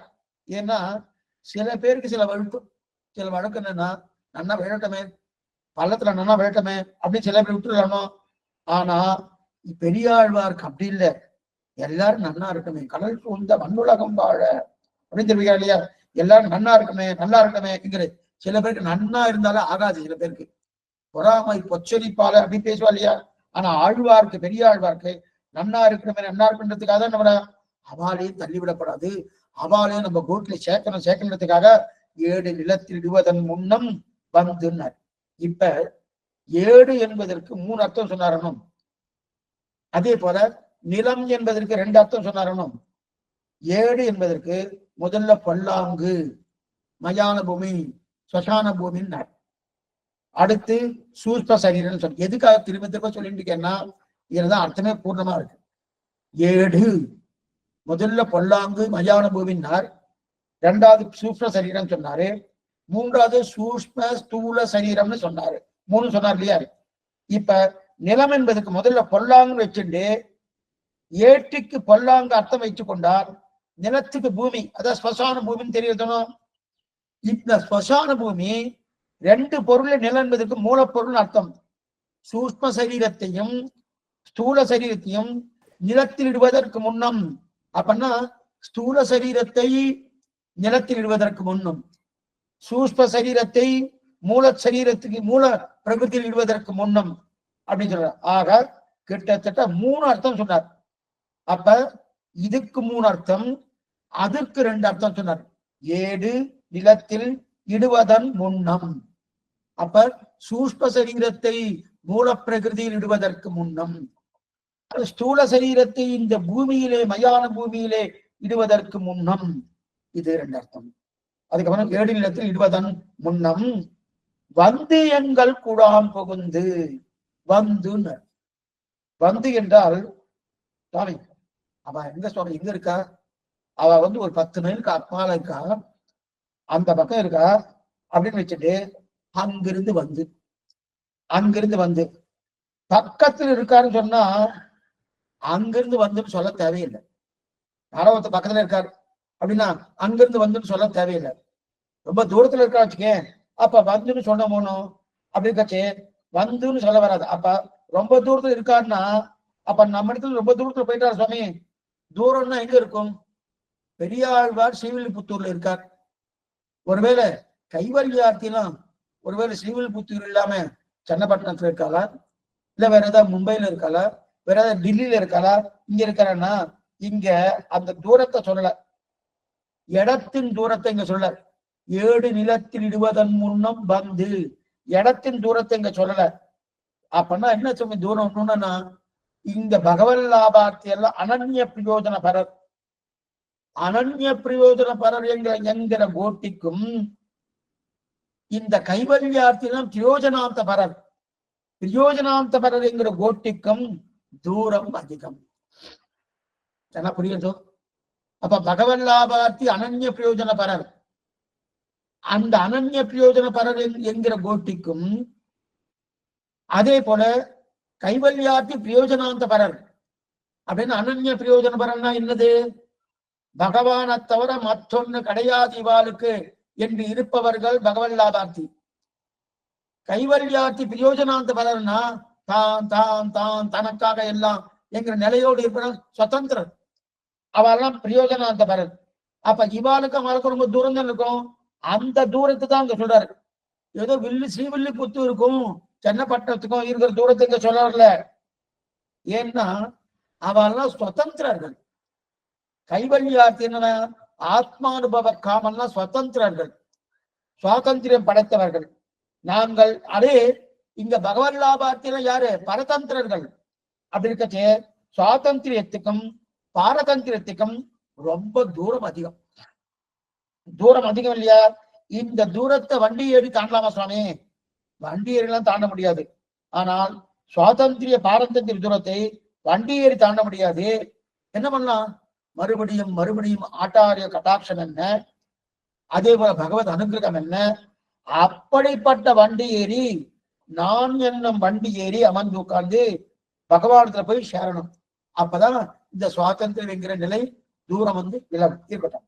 ஆக ஏடு நிலத்தில் இடுவதன் முன்னம் வந்து எங்கள் குழாம் புகுந்து, வந்து எங்கள் புகான் புகுந்து, வந்துன்னா ரொம்ப தூரத்துல இல்ல. என்ன தூரம்?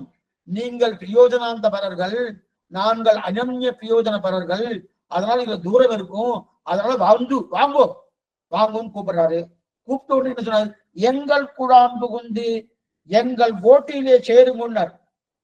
எங்கள் கோட்டியிலே சேருங்கன்னார். சாமி அது சொல்லணுமா? வந்துன்னு சொல்லாச்சனும் வாங்கோ அப்படின்னு ஒருத்தர் கூப்பிட்டேன். வந்து எங்க கோட்டில சேரணும்னு சொல்லணுமா? சொல்ல வேண்டாமே. எப்ப வந்துன்னு இருக்கோ ஏடு நிலத்தில் இடுவதன் முன்னம் வந்து எங்கள் கூடாம் புகுந்துன்னு சொல்ல வேண்டாமே, எங்க கோட்டை சேருன்னு சொல்ல வேண்டாமே. வந்தாச்சுனே கோட்டில் சேரப்பறா அப்படின்னா அப்படின்னு அர்த்தம் கேட்டு இது விசாரிக்கிறார். ஒண்ணுமில்ல, கண்டிப்பா இந்த கைவல்யாத்துக்கு சொல்லிதாகணும். எங்கள் குழாம் புகுந்து அதை சொல்லிதாகணும். ஏன்னா ஒரு கோட்டியை விட்டுட்டு இன்னொரு கோட்டி அடைந்தே தீர வேண்டும் என்கிற ஞானம் இருக்கிறவருக்கு இதை சொல்ல வேண்டாம். இந்த கோட்டியை விட்டுடுங்கோ, அந்த கோட்டில சேருங்கோ அப்படின்னு சொல்லணுமான்னா அந்த கோட்டியை விட்டுடுங்கோன்னு சொன்னாலே அப்ப இன்னொரு கோட்டில போய் சேர்ந்துருவா. ஆனா சில பேருக்கு என்ன பழக்கம்னா அந்த கோட்டை விட்டுடுங்கோ அப்படின்னு சொல்லுவோம், விட்டுட்டு பேசாம இருப்பா. ஏன் சொல்ல இந்த கோட்டில சேரலையா? அந்த கோட்டை விட்டுட்டு தானே சொல்லியிருக்கேன், இந்த கோட்டை சேருன்னு சொல்லலையா? நீ சொன்னா தானே நான் சேர்க்கறதுக்கு, அதான் சேர மாட்டேன்னு இருக்க இல்லையா? அப்ப அந்த இந்த மாதிரி பைத்தியம்லாம் இருக்கு, இந்த மாதிரி பைத்தியம்லாம் இருக்கு. ஏன் அப்படி சொல்றாருன்னா இந்த கைவல்யார்த்தம் அப்படிப்பட்ட பைத்தியக்காரத்தனமான நேற்று வரை இதுதான் இருந்தான். இந்த கைவல்யார்த்தம் நேற்று வரைக்கும் அப்படிதான் இருந்திருக்கான். ஏன்னா இங்க இருக்கிற சரீரம் என்கிற கோட்டியை விட்டுட்டு எங்க போறதுன்னு தெரியாம உள்ளுக்குடிய கோட்டியோடு சேராமனும் ஏதோ ஒரு மூலையில உட்கார்ந்து அதனால அவனுடைய தன்னைத்தானே அனுபவிச்சுட்டு இருக்கணும். இந்த சரீரமும் வேண்டாம், அங்க அப்ராகிருதமான திருமேனி கிடைக்கிறது அதுவும் வேண்டாம், எதுவும் வேண்டாம், என்ன நானே அனுபவிச்சுட்டு இருக்கிற ஒரு பைத்தியகாரத்தனமான அங்க போய் தனியா அனுபவிச்சுட்டு இருக்கணும் அப்படின்னு இருக்கணும். அதனால கண்டிப்பா இவனுக்கு இந்த கைவல்யாத்துக்கு உபதேசித்து ஆகணும். அததான் வந்து எங்கள் குழாம் புகுந்து எங்கள் போட்டில சேருங்கோ. ஏன்னா இவன் ரொம்ப குழம்பி போயிருக்கான். எத்தத்தின்னா பித்தம் தெளியும். சில பேர்லாம் என்ன பண்ணுவான், சாஸ்திரமும் சரியா தெரியாது, சம்பிரதாயமும் சரியா தெரியாது, யாரோ எத்தனை வாசல்ல போறவா ஏதோ சில சில வார சஞ்சிகைகள் நாள் சஞ்சிகைகள் அதெல்லாம் பார்த்து படிச்சு அவன் தப்பு தப்பா எழுதுவா. அதை எழுதிட்டு இப்படியாமே அப்படியாமே அப்படின்னு குழம்பிட்டே இருக்கா பாருங்க. அந்த மாதிரி குழப்பக்காரன் தான் இவன். ஏன்னா இந்த கோட்டி விட்டுட்டுன்னா விட்டுட்டு வந்துடுவான். வந்துட்டு என்ன பண்ணுவான்னா நேரம் வந்துட்டு பெரியாழ்வார்ட்ட வரணும் போனோம், அந்த கோட்டில சேரணம் போனோம், அந்த அப்படின்னா ஸ்ரீவில்லிபுத்தூர் வரணும் போனோம். அந்த ஸ்ரீவில்லிபுத்தூர்ல வாசல்ல எங்கேயாவது ஒரு இடத்துல போய் உட்காந்துக்குவான். ஸ்ரீவில்லிபுத்தூர் வாசல்ல எங்கேயாவது ஒரு இடத்துல போய் உட்காந்துக்குவான். இவனுக்கு வாசல்ல உட்கார்றதே இவனுக்கு பழக்கமாயிடுச்சு. ஏன்னா இவன் உள்ள வரமாட்டேன்றானே. விரஜா நதியை தாண்டிட்டு நேர ஸ்ரீவைகுண்டத்துல போயிருக்கலாமோனோ, அங்க போகாம இந்த பக்கம் ஏதோ ஒரு மூலையில போய் தன்னைத்தானே அனுபவிக்கக்கூடிய தன்மையில் இருக்கிறானோ. அதனால்தான் ஆழ்வார் பார்த்தார், ஓ இவனுக்கு கண்டிப்பா சொல்லிதாகணும், 7 நிலத்தில் இடுவதன் முன்னம் வந்து எங்கள் குடாம் புகுந்து எங்க கோட்டிக்கு வந்து சேர், வந்து எங்கள் குடாம் புகுந்துன்னு வந்து சேர் என்னார்.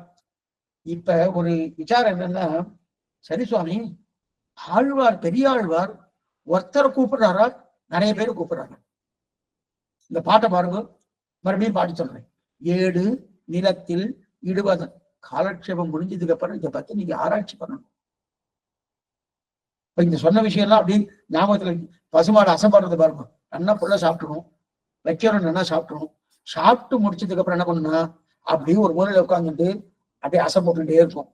அந்த மாதிரி நம்ம காலட்சேபம் முடிஞ்சதுக்கு அப்புறம் என்ன பண்ணணும்னா இதெல்லாம் இன்னும் அசைப்படணும். இந்த மாதிரி இந்த வார்த்தை சொன்னால அந்த வார்த்தை அடியே சொன்னதுனால சொல்லிட்டு இருக்கல, பெரிய வார்த்தை அப்படி வியாக்கியானத்தால சொல்லிட்டு இருக்கேன். இப்ப என்ன பண்றாருன்னா, இப்ப 7 நிலத்தில் இடுவதன் முன்னம் வந்து எங்கள் குழாம் புகுந்து இந்த சப்தம் இருக்கணும். இந்த சப்தத்துல கோஷ்டிய கூப்புறான்னு இருக்கா, கோஷ்டிய கூப்பிடலன்னு இருக்கா? 7 நிலத்தில் இடுவதன் முன்னம் இது பொதுவா இருக்கு. வந்து எங்கள் குழாம் புகுந்து இதுல ஒண்ணு கோஷ்டிய கூப்பிடுற மாதிரி தெரியலையே சுவாமி. நிறைய கூப்பிடுறாரா?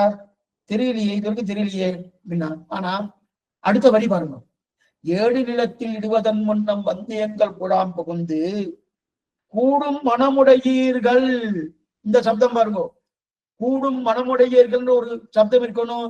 இது பன்மை, இது பன்மை. இது அந்த பன்மையில் வந்துருச்சுன்னா கூடும் மனமுடையாய் அப்படின்னு வந்தா ஒருமை வந்துருது.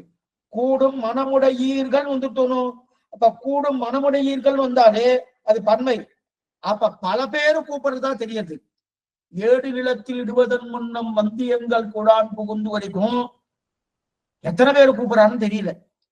கூடும் மனமுடையீர்கள் என்கிற சப்தம் வந்த உடனே ஓ பல பேருக்கு என்ன கோஷ்டி தெரியுது, பல பேரை கூப்பிடுறதா தெரியாது. கூடும் மனமுடையீர்கள் கூடும் மனமுடையீர்கள் கண்டிருக்கலையா? அப்ப கோஷ்டி கோட்டியா தான் இருக்காரு. சரி சுவாமி, கைவல்யார்த்தி கூட கோஷ்டியா இருப்பாளா? கைவல்யார்த்தி கோஷ்டியா இருப்பாரா? கோஷ்டியா இருப்பாரா? நாம் தானே கோஷ்டியா இருப்போம். ஸ்ரீவைஷ்ணவனா கோஷ்டி ஆயிடுத்தான்னு கேட்கிறான். எங்க போனாலும் சரி கோஷ்டி ஆயிடுத்தா உடனே கேட்பா. கோஷ்டி ஆயிடுத்தா தீர்த்தத்துக்கும் கோஷ்டி ஆயிடுத்தான்னுவா, பிரசாதத்துக்கும் கோஷ்டி ஆயிடுத்தான்னு கேட்பா, சம்பாவனைக்கும் கோஷ்டி ஆயிடுத்தான்னு கேட்பா, சேவா காலம் முடிஞ்சிருச்சுன்னா கோஷ்டி ஆயிடுத்தான்னு கேட்பா. எல்லாத்துக்கும் கோஷ்டி தான். கோஷ்டி ஆயிடுத்தான்னு கேட்கிறா இல்லையா? இப்ப நாம தானே கோஷ்டியா இருப்போம். கைவல்யார்த்தி கூட கோஷ்டியா இருப்பானா? ஏன்னா இத்தனை பேர் கூப்பிடுறாளே, கூடும் மனமுடையீர்கள் இத்தனை பேர் கூப்பிடுறாருனோ, அப்ப கோஷ்டியா இருப்பானா? நிச்சயமா கோஷ்டியாக இருப்பானா? நிச்சயமா இருப்பான், கோஷ்டியா இருப்பான். ஆனா சுதந்திர புத்தியோடு இருப்பான். கொஞ்சம் நல்லா புரிஞ்சுக்கணும். கோஷ்டியா இருப்பான், நிச்சயமா கோஷ்டியா இருந்தாலும் நிச்சயமா இருப்பான். ஆனா சுதந்திர புத்தியோடு இருப்பான். அப்படின்னா நிறைய பேர் இருப்பா, நிறைய பேர். ஆனா அவ எல்லாரும் கைவல்யார்த்தி தானே, அப்ப கைவல்யார்த்திகள் இருக்கிறபடியாலே நிறைய பேர் இருப்பா. ஆனா அவர்களுக்குள்ள ஒற்றுமையே இருக்காது. அவர்களுக்குள்ள என்ன இருக்குது? ஒற்றுமையே இருக்காது. ஏன்னா இப்ப நமக்குள்ள ஒற்றுமை இருக்கும். ஏன்? நம்முடைய கொள்கை பகவானுடைய கொள்கை என்னவோ, ஆச்சாருடைய கொள்கை என்னவோ, ஆழ்வாருடைய கொள்கை என்னவோ, அதுதான் அத்தனை ஸ்ரீ வைஷ்ணவாருக்கும் அதுதான் கொள்கை. அப்ப ஒரே நிலை இருக்கணும். அப்ப நாமெல்லாம் பரதந்திரங்கள். அவர் விட்ட வழக்கா இருக்கும், பகவத் இச்சைக்காக இருக்கும், பாகவதால் இச்சைக்காக இருக்கும், ஆச்சாருடைய இச்சைக்காக இருக்கும். அதனால நம்ம பரதந்திரங்கள். அப்ப ஒரே கொள்கையா இருக்கிறபடியால நம்ம கோட்டியா இருந்துருவோம். அவ கோட்டியா இருப்பா, ஆனா ஒத்துமையா இருக்க மாட்டான். ஏன் சுவாமி நான் ஒத்துமையா இருக்கேன்னா, அவ சுதந்திரம், சுதந்திர புத்தி அவருக்கு. நமக்கு பரதந்திர புத்தி இருக்கு. பரதந்திர புத்தி இருந்தானா விட்டு கொடுக்கக்கூடிய தன்மை இருக்கு. ஒருத்தரத்தோடு நன்னா கலந்து பழகுவோம். அவருக்கு சுவாதந்திர புத்தி இருக்கு இல்லையா? 10 பேரா இருந்தாலும் 10 பேரும் 10 திசையில பார்ப்பார். ஒருத்தர் வடக்க பார்ப்பார், ஒருத்தர் தெற்க பார்ப்பார், ஒருத்தர் மேற்க பார்ப்பார், ஒருத்தர் கிழக்க பார்ப்பார். அது மாத்திரம் 8 திக்கு இருக்கணும், 10 திக்குன்னு சொல்ற. அந்த 10 திக்குல பார்த்துட்டு இருக்காரனோ அவ பாக்குறா. ஏன்னா எதுக்காகன்னா அவன் சுதந்திரன். தன் நிலை என்னைக்குமே பாரார்த்தம் ஸ்வம் சுதி சதசிர சித்தம் அத்தியாபயந்தி. அந்த இடத்துல பராசர பற்ற இதுதான் காமிக்கிறார். அதே போல பரனுக்காக நான் அப்படின்னா அப்ப சுவாதந்திர புத்தி இருக்காது. சுவாதந்திர புத்தி இருந்தாலே என்ன ஆகும்னா, என்னை நானே செல்பிஷ். கரெக்டா சொன்னோம்னா இதுதான். இந்த வார்த்தை சொல்ல வேண்டாம்னு இருந்தேன். செல்ஃபிட். அப்ப என்ன நானே பார்த்து கொள்ளக்கூடிய தன்மையை நான் என்ன நான் பார்த்துக்கிறேன் சுவாமி. அவர் என்ன பாக்குறது? அவர் என்ன பண்றது? இந்த புத்தி ஒவ்வொருத்தருக்கும் உண்டு. யாருக்கு? ஆத்மா அனுபவ காமனுக்கு, கைவல்யாத்துக்கு உண்டு. அதனால அவ கோட்டி இருப்பாருன்னா கிடையாது. அவ கோட்டி இருக்கவே மாட்டான். ஆனா இப்ப என்ன தெரியுமா பெரிய ஆபத்து இருந்தது? கைவல்யாத்துடைய ஆபத்தே இப்ப பகவல்லாபாத்துக்கு வந்துட்டோன்னு ஒரு சந்தேகம் வந்துருச்சு. ஏன்னா இன்னைக்கு அநேகமாக பக்தர்களுக்குள்ளே இந்த நிலை வந்துள்ளது. அவர் என்ன பெரியவர? அவர் என்ன மெத்த படிச்சவர? அவர் என்ன இந்த குலமாச்சே, நான் உயர்ந்த குலமாச்சே, இந்த நிலைலாம் வந்துருச்சு. அது மட்டும் இல்ல, என்ன மாதிரி அவர் படிச்சிருக்காரு, என்னளவு ஒரு ஞானம் இருக்கா அப்படின்னு பாக்குறார். அப்ப அந்த சுவாதந்திர புத்தி இருந்தாலே என்ன ஆகும்னா, அப்ப இந்த பக்தால் கூட கூடாது. பக்தர்கள் பரதந்திரனா இருக்கணும். ஸ்ரீ வைஷ்ணவான முக்கிய லட்சணம் பரதந்திரன், சேஷத்துவ பாரதந்திரம் இருக்கணும். அந்த சேஷத்துவ பாரதந்திரம் இந்துருத்தினாலே இந்த நிலை வராது. ஆனா இன்னைக்கு அது மாறிட்டே வருது. என்ன மாறுதுன்னா, ஒருவேளை கைவல்யாட்சியோட குணம் இவாளுக்கு வந்துடுறதோ அப்படின்ற அந்த சுவாதந்திர புத்தி இவனுக்கு வீசாதோ அப்படின்னு. அதனாலதான் பக்தி பண்ற இடத்துலதான் கைங்கரியம் பண்றாளியா. நான் கைங்கரியம் பண்ணேன், நான் உபயம் பண்ணேன், நான் தான் இன்னைக்கு 10,000 ரூபாய் புஷ்பத்தை சமர்ப்பிச்சேன். போன வருஷம் அந்த பெருமாளுக்கு புஷ்பமே இல்லை தெரியுமோனு நான் தான் பண்ணினேன். இந்த எண்ணெல்லாம் எனக்கு தான் மரியாதை பண்ணணும், முதல் மரியாதை எனக்கு தான். இந்த எண்ணெல்லாம் இவனுக்கு கைவல்யார்த்தி தான் இந்த எண்ணம். ஆனா அது இவாளுக்கு கொஞ்சம் கொஞ்சம் வந்துட்டு கூடாது. இதுக்கு எனக்கு தான் சொன்னா இல்லையா, பக்தியில் கூட சுவாதந்திர புத்தி வந்துருமோன்னு இருக்கு இல்லையா. ஏன்னா பக்தி வந்தால சுவாதந்திரத்தை களையணும். சுவாதந்திரம் இருக்க பரதந்திரனா இருக்கும். ஆனா கைவல்யார்த்தி சுதந்திரம் ஆனபடியாலே அதனால ஒருத்தருக்கு ஒருத்தர் சேர்த்து வாழனா சேரவே மாட்டான். அவ சேரவானா சேரவே மாட்டான். ஆனால் என்ன சொல்றா பெரியாழ்வார், எங்கள் கோஷ்டி அப்படிப்பட்டதல்ல, எங்க கோஷ்டி அப்படிப்பட்டல. நான் நன்னா இருக்கணும்னு இவர் நினைப்பார், இவர் நன்னா இருக்கணும் அவர் நினைப்பார், அவர் நன்னா இருக்கணும் இன்னொருத்தர் நினைப்பார். அப்ப ஒருத்தருக்கு ஒருத்தர் நன்னா இருக்கணும்னு நினைக்கிறாரோ அந்த எண்ணம் எங்க யாருக்கு இருக்குன்னா ஸ்ரீ வைஷ்ணவாளுக்குள்ளதான் உண்டு. அதனால ஏன் பரதந்திரன் ஆனபடியால சுதந்திரன் கிடையாது. பரதந்திரனான தன்மை வந்துருத்த நாம் பகவானுக்காக என்கிற எண்ணம் நான் ஆச்சாரியனுக்காக, நான் பகவதாலுக்காக என்கிற எண்ணம் வந்துருத்துன்னு வச்சுக்கே. அப்ப அவருக்காக வந்துருத்தனாலே அப்ப இந்த சுவாதந்திர பத்தி ஒரு துளி இருக்கவே இருக்காது. அதனாலதான் நிச்சயம் நம்ம என்னதுமா சேவிக்கிறோம்? கடல் சூழ்ந்த மண்ணுலகம் வாழ நிச்சயம் சேவிக்கிறோமோ? கடல் சூழ்ந்த ஸ்ரீ வைஷ்ணவர்கள் வாழ சேவிக்கிறோமா? இல்லையே. கடல் சூழ்ந்த இந்த மாதிரி பகவத் பிராப்தி காமன் வாழ சொல்லலையே. கடல் சூழ்ந்த மண்ணுலகம் வாழ என்ன இருக்கும்? அந்த கடல் சூழ்ந்த மண்ணுலகத்துக்குள்ளே ஊர்வன பரப்பன நடப்பன என்னென்ன திரியக்கு என்னென்ன ஜாதிகள் உண்டோ அத்தனையும் வாழணும் அப்படின்னா சர்வே ஜனா சுகினோ பவந்து நித்தியே சொல்ற சர்வே ஜனா சுகினோ பவந்து லோகாஸ்தமஸ்தா சுகினோ பவந்து அப்படின்னு சொல்றோமோ எல்லாரும் நன்னா இருக்கணும் நம்ம இருக்கணும். ஆனா எல்லாரும் நன்னா இருக்கணும்ங்கிற எண்ணம் ஸ்ரீ வைஷ்ணவ தான் சொல்லுவா. இந்த கைவல்யாட்டை சொல்லுவாரன்னா சொல்ல மாட்டான்.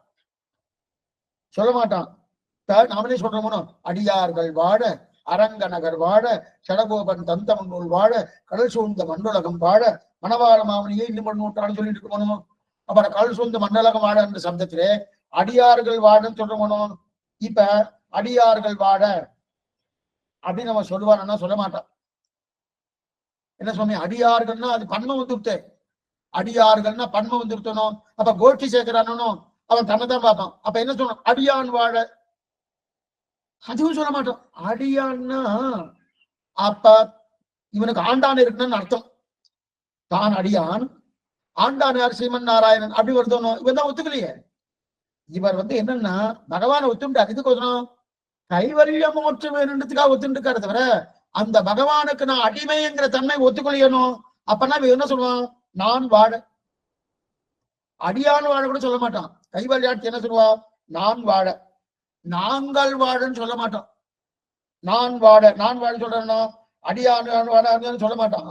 அப்ப அப்படிப்பட்ட இந்த இடியாக இருக்கக்கூடிய இந்த கைவல்ய கோட்டியை தொடர்ந்து அப்ப எங்கள் கோட்டியோடு சேருவோம். பெரியார் ஏடு நிலத்தில் இடுவதன் முன்னம் வந்தியங்கள் குழாம் புகுந்து அந்த கோட்டில் எல்லாமே எங்க கோட்டில் சேருங்கோ. உங்க கோஷ்டியே கிடையாது. அது மட்டும் இல்ல நீங்க ஒத்தத்துக்கு ஒவ்வொரு மூலையில பார்த்துட்டு இருக்கிற அதனால எங்க கோட்டி சேருங்க. மேலும் செம்மப்ப வியாக்கியானம் வாசிக்கிறேன். அதாவது தம்மளவில் தூரத்தை சொல்லி எங்கள் குழாம் புகுந்து கேவலரும் ஒரு சமஷ்டியாயிரே இருப்பது அது சுதந்திரமாகையாலே அந்யோயம் சேர்த்து இருக்கும் ஒருத்தருடைய சமர்த்தி ஒருத்தருக்கு இருந்திருப்பது பரஸ்பர நீச்சபாவேகி என்ன கடவிதரே இந்திரனில் புகுவார்க்கு எவ்வளவு அதிகாரம் வேணும் என்னில் கூடும் மனமுடையீர்கள் புகுவோம் என்று நினைவே வேண்டுவது. அபிலட்சணங்களால புருஷார்த்தங்களுக்கு புறச்சரணங்கள் கணக்க வேண்டியிருக்க அதில் விலட்சணமான இத்திரனில் புகுரைக்கு புறச்சரணம் வேண்டாதிருப்பதன் எண்ணில் அவை அப்பிராப்த புருஷார்த்தங்களாகியலே புறச்சரணாதிகள் அபேட்ச முதலாக இருக்கின்றன. இது சொருவ பிராப்தமாகையாலே வேண்டா. மாதா பிதாக்களை அனுவர்த்திக்கைக்கு நிச்சயிலே வேண்டுவது. கூடும் மனமுடையீர்கள் தெரிவிக்கிறார். நித்யாபி இதுதான் தெரிவிக்கிறார். இதுல ஸ்ரீவைகுண்டஸ்தவத்துல ஒரு ஸ்லோகத்தை எடுத்துக்கார். நித்யாபி வாஞ்சித பரஸ்பர நீச்சபாவைகின்னு தெரிவிக்கிறார் புறத்தாழ்வார். பஞ்சஸ்தமம் பண்ணியிருக்கார் அல்ல ஸ்ரீவைகுண்டத்துல. அப்ப ஒருத்தருக்கு ஸ்ரீ வைஷ்ணவர் வீழ்ந்து செவிப்பாலாம். இந்த மாதிரி கைவல்யார்த்திக்கு உண்டான கிடையாது. அவன் தான் ஒருத்தர் பார்த்துக்கவே மாட்டானே. அவன் சரீரமே இல்லையே. முதல்ல சரீரம் இருந்தானே ஆத்மா மட்டும் தானே உங்களுக்கு இருக்கு, சரீரமே இல்லையே. இப்ப இவாளா ஸ்ரீ வைஷ்ணவ எப்படி செய்ப்பா ஒருத்தருக்கு வீழ்ந்து செவிக்கும் போது அவனுடைய நன்மையே அடியனுடைய நன்மை, அவருடைய நன்மையே அடியன் நன்மை அப்படின்னு ஒருத்தருடைய பரஸ்பரம் நீச்ச பாவைகின்னு என்ன அர்த்தம்னா அடியன் நீச்சன்னு சொல்லிட்டு இவர் வீழ்ந்து செவிப்பார். அங்கிருந்து ஒருத்தர் வீழ்ந்து செவிப்பாருன்னு அவர் சொல்லிப்பார் அடியன் நீச்சன் வீழ்ந்து செவிப்பார். ஒருத்தருக்கொத்தர் அடியன் நீச்சனேன் நிலவொன்றுமே என்கண் பாசம் வைத்த வரஞ்சுடர் சோதிக்கனே ஒருத்தருக்கொத்தர் நீசபாவை வந்திருக்கும். அடியன் நீசன் என்ன போல தாழ்ந்தவன் யாரும் கிடையாது அப்படின்னு சொல்லி செவிப்பாலாம். இதை எங்க சுவாமி சொல்வார். என்ன சொல்றாருன்னா வேடிக்கை சொல்வார். இப்ப கூட நீச்சபாவம் இருக்கு சுவாமி. எப்படி இருக்குன்னா நீர் நீச்சன் இவன் வீட்டு செவிக்கிறானா, அங்கிருந்து இன்னொருத்தர் செவிக்கிறான். நீர் நீச்சன் இவன் வீட்டு செவிக்கிறானாம். இதெல்லாம் பரஸ்பர நீச்சபாவம். பரஸ்பர நீச்சபாவம்னா அடியேன் நீச்சன் என்று சொல்லிக்கொண்டு இவர் வீழ்ந்து செவிக்கணும். அடியேன் நீசன் இவன் சொல்லிட்டு இவர் வீழ்ந்து செவிக்கணும். அந்த பக்கம் அடியேன் நீசன் என்று செய்து இவர் வீழ்ந்து செய்யணும். அதான் பரஸ்பர பாவம். அந்த பரஸ்பர நீச்சபாவம் இருக்கு இல்லையா, அப்படிப்பட்ட பரஸ்பர நீச்சபாவம் இருக்கிற கோட்டியில சேருங்கோ. ஏழு நிலத்தில் இடுவதன் முன்னம் பந்தியங்கள் கூடாம் புகுந்து கூடும் மனமுடையீர்கள் இந்த திகரில்.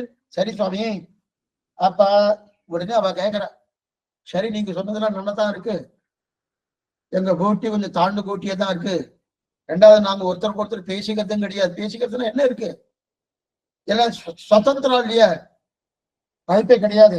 அப்ப உங்க கூட்டுல நாங்க சேர்ந்து வச்சு சேரணுமானோ, உங்க கூட்டுல சேரணும்னா அதுக்கு உண்டான குவாலிபிகேஷன் என்ன அப்படின்னா, அதுக்கு தகுதி வேணுமானோ, இந்த கோட்டுல சேரணும், இந்த பள்ளிக்கூடத்துல சேரணும்னா இன்னது படிச்சிருக்கணும், இந்த காலேஜில் சேரணும்னா இன்னது படிச்சிருக்கணும், இந்த உத்தியோகத்துக்கு சேரணுமா இந்த தகுதி இருக்கணும். அது ஒரு உங்க கோட்டை சேரணும்னு என்ன தகுதி, நன்னா தீர்த்தமாட்டு வரணுமா, நன்னா தீர்த்தமாட்டு குளிச்சுட்டு நன்னா குளிச்சுட்டு வரணுமா. இல்லையே சுவாமி, சில பேர்லாம் தபஸ் பண்றா, உண்டூசில நின்று தபஸ் பண்றாலும் அந்த மாதிரி தபஸ் பண்ணிட்டு வரணுமா, இல்ல காட்டுக்கு போயிட்டு ஒரு 200 வருஷங்கள் 300 வருஷங்கள் நன்னா பட்டினி கிடந்து நன்னா தபஸ் பண்ணிட்டு வரணுமா, இல்ல சமுத்திரத்துக்குள்ள நன்னா மூச்சை அடக்கிண்டு தபஸ் பண்ணிட்டு வரணுமா, என்ன பண்ணிட்டு வரணும்னு கல்யாணி யார்த்து கேட்கிறான். ஏன்னா இதெல்லாம் அவனுக்கு பழக்கம், இதெல்லாம் அவனுக்கு பழக்கம். ராமானுஜம் இருந்தாருல, குலசேகர ஆழ்வார் விபத்தை சொல்லும்போது ஒரு பாசனம், அந்த பாசனத்தை இதெல்லாம் சொல்லியிருக்கிறார். இதுக்கு சொல்ல வந்தேன்னா, அப்ப தீர்த்தமாட்டி வரணுமா, குண்டூஸ்ல நின்று தபஸ் பண்ணிட்டு வரணுமா, இல்ல சமுத்திரத்துல நின்று அப்படியே உள்ளுக்குள்ளேயே மூச்சு அடைக்கிண்டு தபஸ் பண்ணிட்டு வரணுமா, 500 ஆண்டுகள் 500-400 ஆண்டுகள் காட்டுல தபஸ் பண்ணிட்டு இருக்கணுமா, எப்படி வரணும் அப்படின்னு கைவினை கேட்கிறான். கேட்ட உடனே இவர் என்ன சொல்றாருன்னா, அதெல்லாம் இவனுடைய பழக்கம்னு சொல்லிட்டு, இப்ப என்ன, இவனுக்கு யோக சாதனத்தாலதான் இதெல்லாம் பகவான் அடையிறான், தன்னுடைய முயற்சியில. கைவல்யார்த்தி திருமந்திரம் தொயும் சனமஸ்லோகம் தெரிஞ்சு சரணாகதி பண்ணி பகவான் அடையிறானா கிடையாது. யோக பிரபாவத்துலதான் அவன் அந்த மோட்சத்தை அடைய. எந்த மோட்சம், கைவல்ய மோட்சம் என்ற மோட்சத்தை அடைகிறான். அதனாலதான் என்ன பண்ணிட்டு இருக்கான், அவனுக்கு இதே ஞாபகம் தானே, இந்த ஞாபகம் இருக்கிறபடியாலே இதெல்லாம் கேட்கறான். நான் குண்டீஸ்ல நிக்கணுமா, இல்ல சமுத்திரத்துல இருக்கணுமா, காட்டுல போய் 200 வருஷம் தபஸ் பண்ணணுமா, எப்படி இருக்குன்னு கேட்கறான். இப்ப பெரியாழ்வார் என்ன சொல்றாரு, பதில் சொல்லணுமோ, நீ என்னெல்லாம் பண்ணிட்டு இருந்தியோ அதெல்லாம் பண்ண மாட்டேன்னு பிரதிஜை பண்ணிட்டு வா, அது போறன்ட்ட.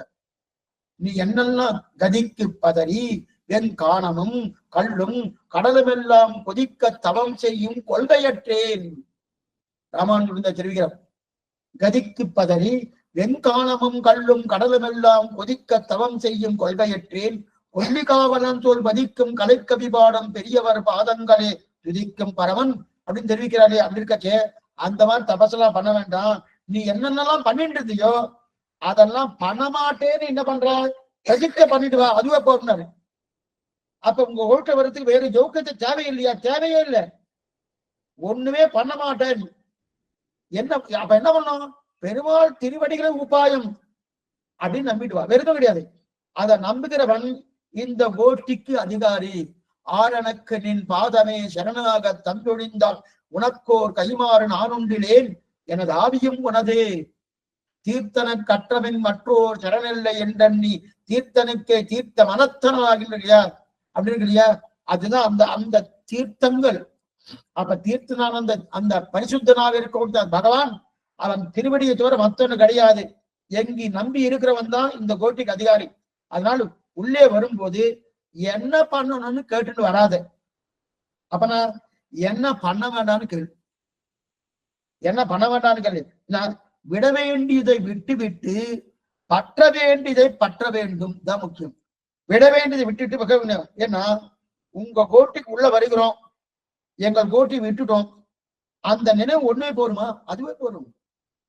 உங்க கோட்டி விட்டுட்டேன், உங்க கோட்டிக்கு வந்துட்டேன், அந்த நினைவே போரும்.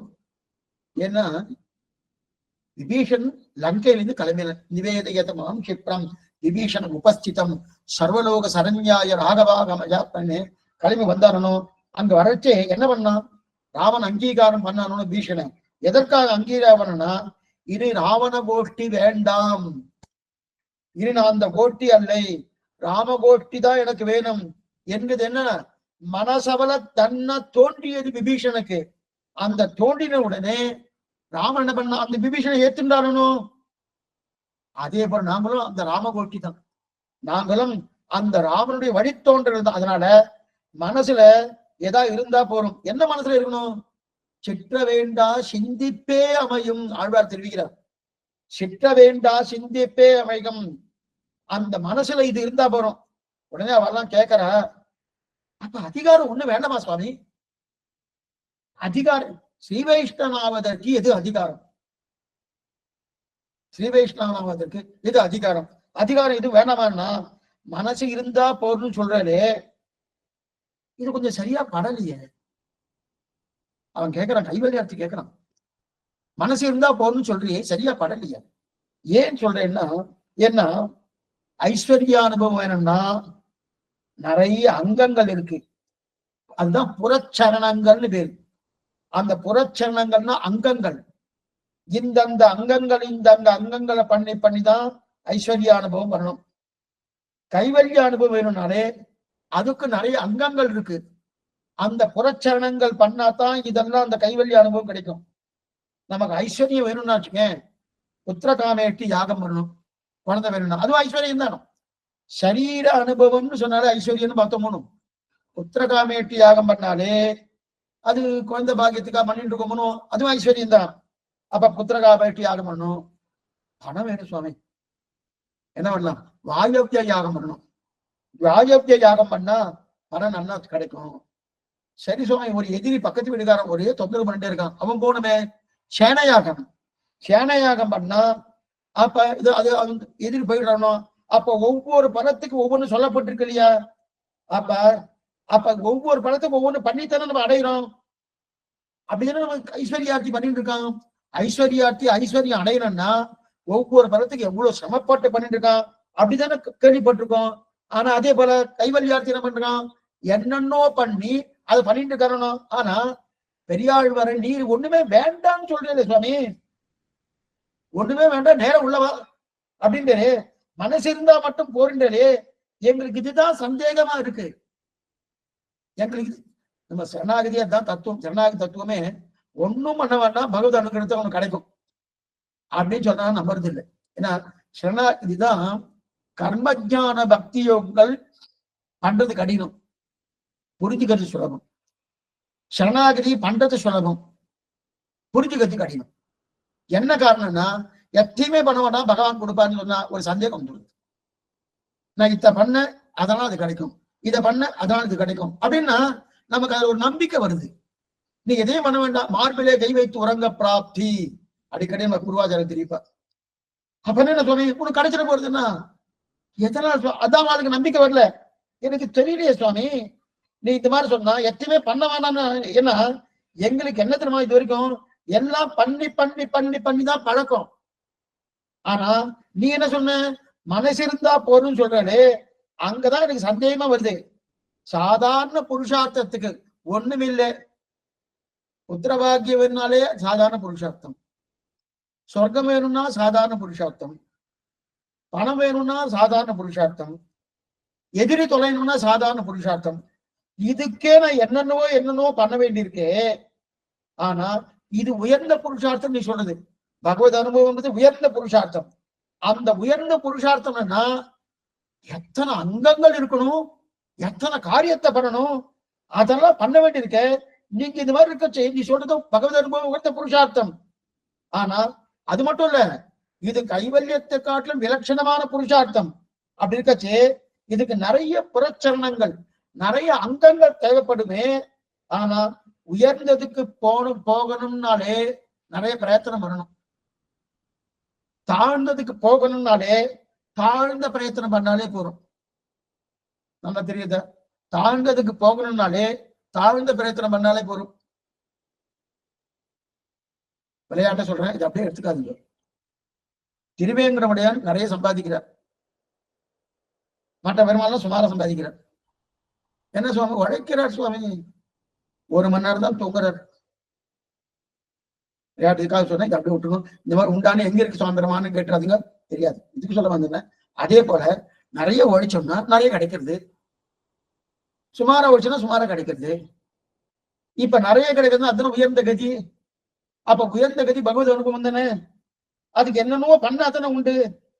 அப்ப நீ எதுவோ பண்ண வேண்டாம் சொல்லிட்டு நீ தலைகீழா சொல்றல, குறைச்சலா பண்ணா உயர்ந்தது கிடைக்கும், ரொம்ப பண்ணா தாழ்ந்தது கிடைக்கும். என்ன சுவாமி இந்த மாதிரி கேள்விப்பட்டதே கிடையாது. ஏன்னா அப்படிதான் இருக்கு, அப்படிதான் இருக்கு. ஏன்னா இந்த கைவல்யார்த்தி மோட்சமும் ஐஸ்வர்யார்த்தி அனுபவமும் ரெண்டுமே எப்படின்னா நிறைய சமப்பட்டு சமப்பட்டு சமப்பட்டு தான் அது கிடைக்கிறது. பகவத் அனுபவமும் சமமே வேண்டாம் சுவாமி, எந்த சமம் வேண்டாம் அப்படின்னு சொல்றீங்களே. அப்படின்னா இதுதான் எங்களுக்கு புரியல. இந்த கைவல்யார்த்தி கேட்கலாம், இந்த மாதிரி நீங்க சொல்றீங்களே சுவாமி, இதுதான் எனக்கு புரியலன்னு. இந்த மாதிரி நாங்க கேள்விப்பட்டதே கிடையாது, நீங்க சொல்ற இந்த பாஷையே புரியலையே அப்படின்னு அவங்க கேட்க, அப்ப சிவம் பதில் சொல்றாரு, அதாவது உபாசனம் முதலானவைகள் எல்லாம் பண்ணணுன்றாலே தீர்த்த யாத்திரை பண்ணணும், தான தர்மங்கள் பண்ணணும். இதெல்லாம் பண்ணினாதான் உபாசகன் உபாசனமே பண்ண முடியும். நம்முடைய முயற்சியால பகவான அடையணும் சிரமம். இப்ப பகவான் அடைய பத்தி சொல்ற, இவன் சொல்றது கைவல்யார்த்திக்கும் ஐஸ்வர்யார்த்திக்கும் பிரதானமா இவன் கைவல்யார்த்தி இதுதான் கேட்டு இருக்கான். நான் இவ்வளவு தூரம் கஷ்டப்பட்டு இருக்கேனே, இந்த கஷ்டம்லாம் இருக்கே சுவாமி, நான் இவ்வளவு தூரம் உபாசனம் நான் இருக்கேனே, உபாசனம் பண்ணிட்டு இருக்கணும், இத்தனை கஷ்டப்பட்டு இருக்கணும், ஆனா உயர்ந்த விஷயத்துக்கு நீ ஒன்றும் விதிக்கலையே அப்படி கேட்ட. நீ மற்றவையெல்லாம் புருஷார்த்தம் சொல்றே, அவையெல்லாம் அப்பிராப்தமான புருஷார்த்தம், அது நமக்குன்னு ஏற்பட்டப்பட்ட புருஷார்த்தம் அல்ல. அப்பனா என்ன அர்த்தம்? கைவல்யமும் ஐஸ்வர்யமும் இது ரெண்டும் இது அப்ராகிருதமான புருஷார்த்தம், அப்பிராப்தமான புருஷார்த்தம் அப்படின்னா அது நமக்கு ஏற்படுத்த கிடையாது. ஐஸ்வர்ய அனுபவம் ஆகட்டும், கைவல்ய அனுபவம் ஆகட்டும், இதெல்லாம் அப்பிராப்தம். பகவத் அனுபவம் என்பது பிராப்தம். பகவத் அனுபவம் தான் பிராப்தம், கொள்ளத்தக்கது இதுதான், அதுதான் நிஜமான வாழ்க்கை. அப்படி இருக்கச்சே நமக்கு பிராப்தமானது அடைபவதற்கு சுலபமா பண்ணா போறோம். ஆச்சரியமான பதில் இது. நமக்கு இயற்கையா கிடைக்க வேண்டியது சுலபமா பண்ணா போறோம். பகவத் அனுபவம் என்பது இயற்கை. என்ன சுவாமி நான் சிரமப்பட்டு இருக்கேன், நான் சமாசனம் பண்ணிட்டு இருக்கேன், இதெல்லாம் பண்ணினேன், இதெல்லாம் நான் பகவத் அனுபவம் இயற்கை. இயற்கைதான் எனக்கு இத்தனை நாள் கிடைச்சிருக்கேன், நான் தடுத்துட்டு இருந்தேன், இத்தனை நாள் ஏன் சுவாமி கிடைக்கல, இயற்கை இயற்கைன்னு சொல்லிட்டு இருக்கணும். அப்ப இது கிடைச்சிருக்கணும்னா இத்தனை நாள் நான் தடுத்துட்டு இருக்கேன், இப்ப இது கிடைக்கிறதுனா தடுக்கல. அவன் கொடுத்துட்டே இருக்கான், அவன் கொடுக்கறதுக்கு எப்போதும் சித்தமா காத்துட்டு இருக்கான். ஆனா சித்தமா காத்துட்டு இருக்க செய்தையும் நான் தடுத்துட்டே இருந்தேன். நீ யார் எனக்கு கொடுக்க, எனக்கு நானே சுவாதந்திரத்தை தள்ளிட்டு இருந்தேன். இப்ப தள்ளதை நிறுத்தினேன், கிடைச்சிடும். அப்பனா நான் ஏதாவது பிரயத்தனம் பண்ணமா? ஒண்ணுமே சொன்னேன், அப்ப சுலபமா கிடைக்கிறதுனா. ஆனா இது பிராப்தம். அப்பிராப்தம் அடைவதற்கு தான் ரொம்ப கஷ்டப்படணும். ரொம்ப எப்படி என்பதற்கு ஒரு ஆச்சரியமான ஒரு திருட்டாந்தம் சொல்றேன். இப்ப ஒரு திருட்டாந்தம் சொல்றேன். இந்த தேசத்து ராஜா, அப்படி இதெல்லாம் பிரதான மந்திரி முதல் மந்திரி எல்லாம் போக வேண்டாம், நம்ம அந்த காலத்தை எக்ஸாம்பிள் வச்சுப்போம்.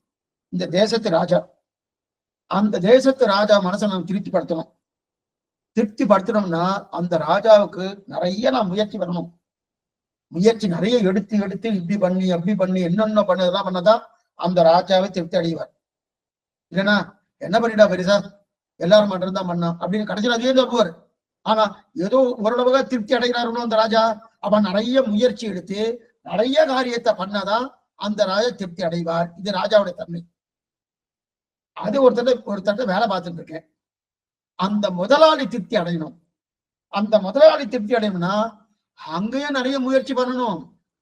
சாமானியமா திருப்தி அடைய மாட்டாரு, நிறைய முயற்சி பண்ணதான் அப்ப அவர் திருப்தி அடைவாரு. அப்ப ரொம்ப உழைக்கணுமோ, அப்பதான் திருப்தி அடையும். இது ரெண்டு விஷயம் வச்சுட்டல, ஒண்ணு ராஜா, இன்னொன்னு முதலாளி. அதே என்னுடைய தாய் தந்தையன், இவனுடைய தாய் தந்தையர்கிட்ட கிட்டக்க போனேன், ஒண்ணும் இல்லை, அவன் தீர்த்தம் கேட்க கூட இல்லை. நான் கொண்டு போய் தீர்த்த தொம்ப கொண்டு போய் விடி, அவளுக்கு தாகம் மாறி தெரிஞ்சது அடியனுக்கு, நேரம் தாக சொம்ப கொண்டு போய் அவள்கிட்ட கொண்டு போய் கொடுத்தேன். வச்ச உடனே அவன் என்ன பண்ணிட்டான், என் பிள்ளை என்னமா கைங்கரியம் பண்ணிட்டான், என் பொண்ணை எல்லாமா கைங்கரியம் பண்ணிட்டான், எப்படிலாம் கைங்கரியம் பண்ணிருக்கான். உடனே தாயாரும் தகப்பனாரும் ஒத்துக்கிறானா இல்லையா? ஒண்ணுமே வரல, தீர்த்த சொம்ப கொண்டு போய் அங்க கொடுத்துருக்கேன், அவ்வளவுதான் பண்ணேன். அதே முதலாளிக்கு எத்தனை சிரமப்பட்டேன், ராஜாவுக்கு எத்தனை சிரமப்பட்டேன். இங்க தீர்த்த சொம்ப மட்டும் கொண்டு போய் கொடுத்தேன். கொடுத்த உடனே என்ன சுவாமி ஆச்சுன்னா, என்னவா கைங்கரியம் பண்ணா, என்னவா கைங்கரியம் பண்ணா, என்னவா கைங்கரியம் உடனே தாயார் தங்கனா ஒத்துக்கிறாரோ? அது எப்படி சுவாமி? அங்க மட்டும் உழைச்சாதான் அவருக்கு திருப்தி. இங்க நான் உழைக்கவே இல்லை, வெறும் தீர்த்த சொம்பதான் கொண்டு போய் கொடுத்துருக்கேன். தீர்த்த கொண்டு போய் கொடுத்துருக்கணும், உடனே திருப்தி ஏற்படுது. அந்த ரெண்டும் ஒத்து போகல, ராஜாவும் ஒத்து போகல, முதலாளியும் ஒத்து போகல. அப்ப இங்க தாயார் தகன வந்து ஒட்டு போயிட்டாருன்னா பதில் என்ன கிடைக்கும்? சுவாமி அவ யாரோ, இங்க என்னுடைய தாயார் தகப்பனார். ராஜா யாரோ, முதலாளி யாரோ, இங்க இருக்கிறது யாரு? இவருடைய தாயார் தகப்பனார். அப்ப இது பிராப்தம், அது அப்பிராப்தம். அப்பிராப்தமான ஒரு பலன் கிடைக்கணும்னாலே நிறைய சிரமப்படணும். பிராப்தமான பலன் கிடைக்கணும்னாலே மனசிருந்தாலே போகும். இது பகவத் விஷயத்துல மனசிருந்தாலே போறோம். ஏன்னா தாயார் பிராப்தம், தந்தையார் பிராப்தம். அப்ப பிராப்தமா இருக்கிறது. அப்ப அது ராஜா அவ யாரோ, முதலாளி அது அவ யாரோ, அப்பன்னா அது அப்பிராப்தம். அப்ப மற்ற எந்த அனுபவத்துக்கு போனாலும் அது அப்பிராப்த அனுபவம், கட்டம்தான் படணும்.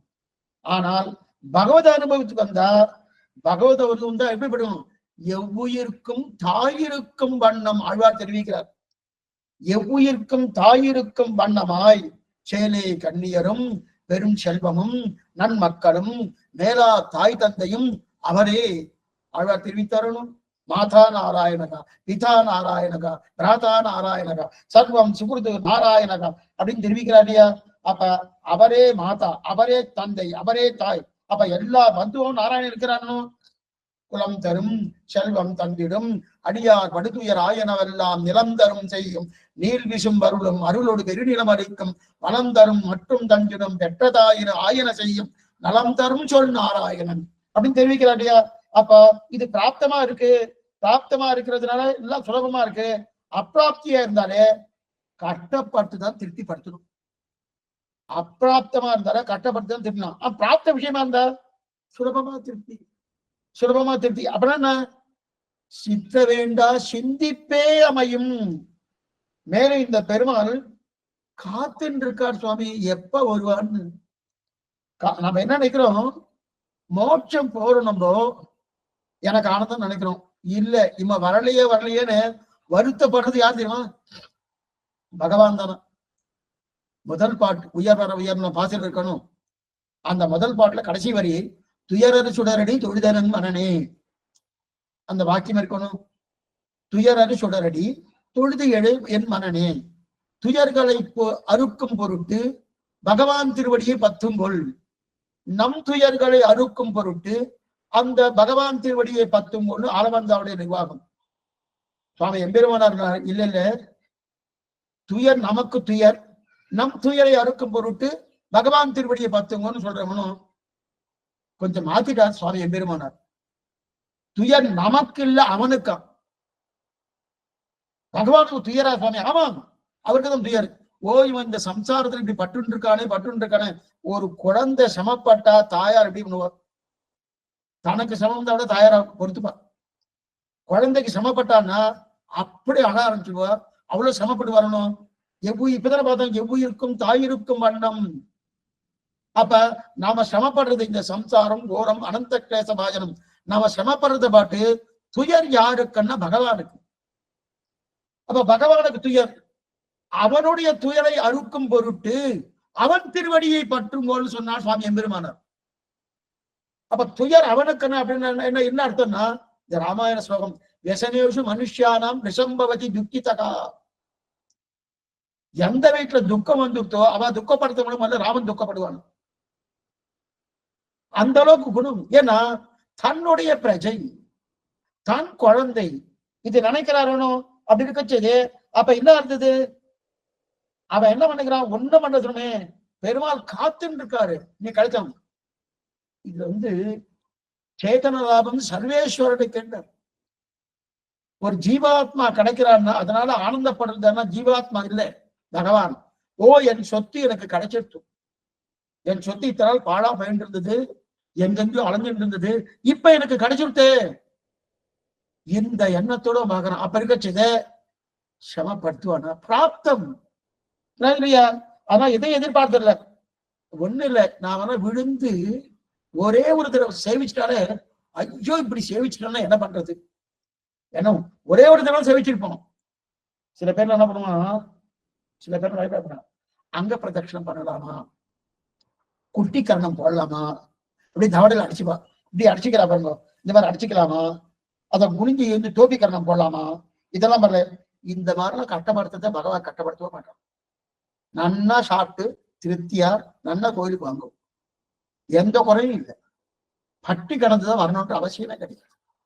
அவருக்கு ஒரு ஜீவாத்மா ஆனந்தமா இருந்தா அவர் ஆனந்தப்படலாம். அப்படிங்கச்சே நம்ம அந்த மாதிரி படுத்துறதே கிடையாது. ஏன் பகவான் இப்படி கையை வச்சுட்டு இருக்காரு, மாசுஷகா சொகப்படாதே இருந்திருக்கா இல்லையா, நீ வந்தா போறோம்னாரு. அபய பிரதானம் பண்ணி இருக்காரனோ, அப்படிப்பட்ட அபய நம்பின வாழ்க்கை இருக்கார், தேவப்பெருமாட்டி இருக்கார், அபய பிரதானம் காமிக்கிறாரனோ, இதுக்கு சொல்ல வந்தேன். அப்ப அத்தனை தூரம் வந்துட்டு இருக்காருனோ, இதுக்கு சொல்ல வந்தேன். ஆகா நீ வந்ததே போறோங்கிற உள்ளத்தோடு காத்துட்டு இருக்காரனோ, நீ 108 பிரதட்சணம் பண்ணணுமா, சில பேர் அது பண்ணுவா, 108 பிரதட்சணம் பண்ணணுமா, அங்க பிரதட்சணம் பண்ணணுமான்னு கேட்பா.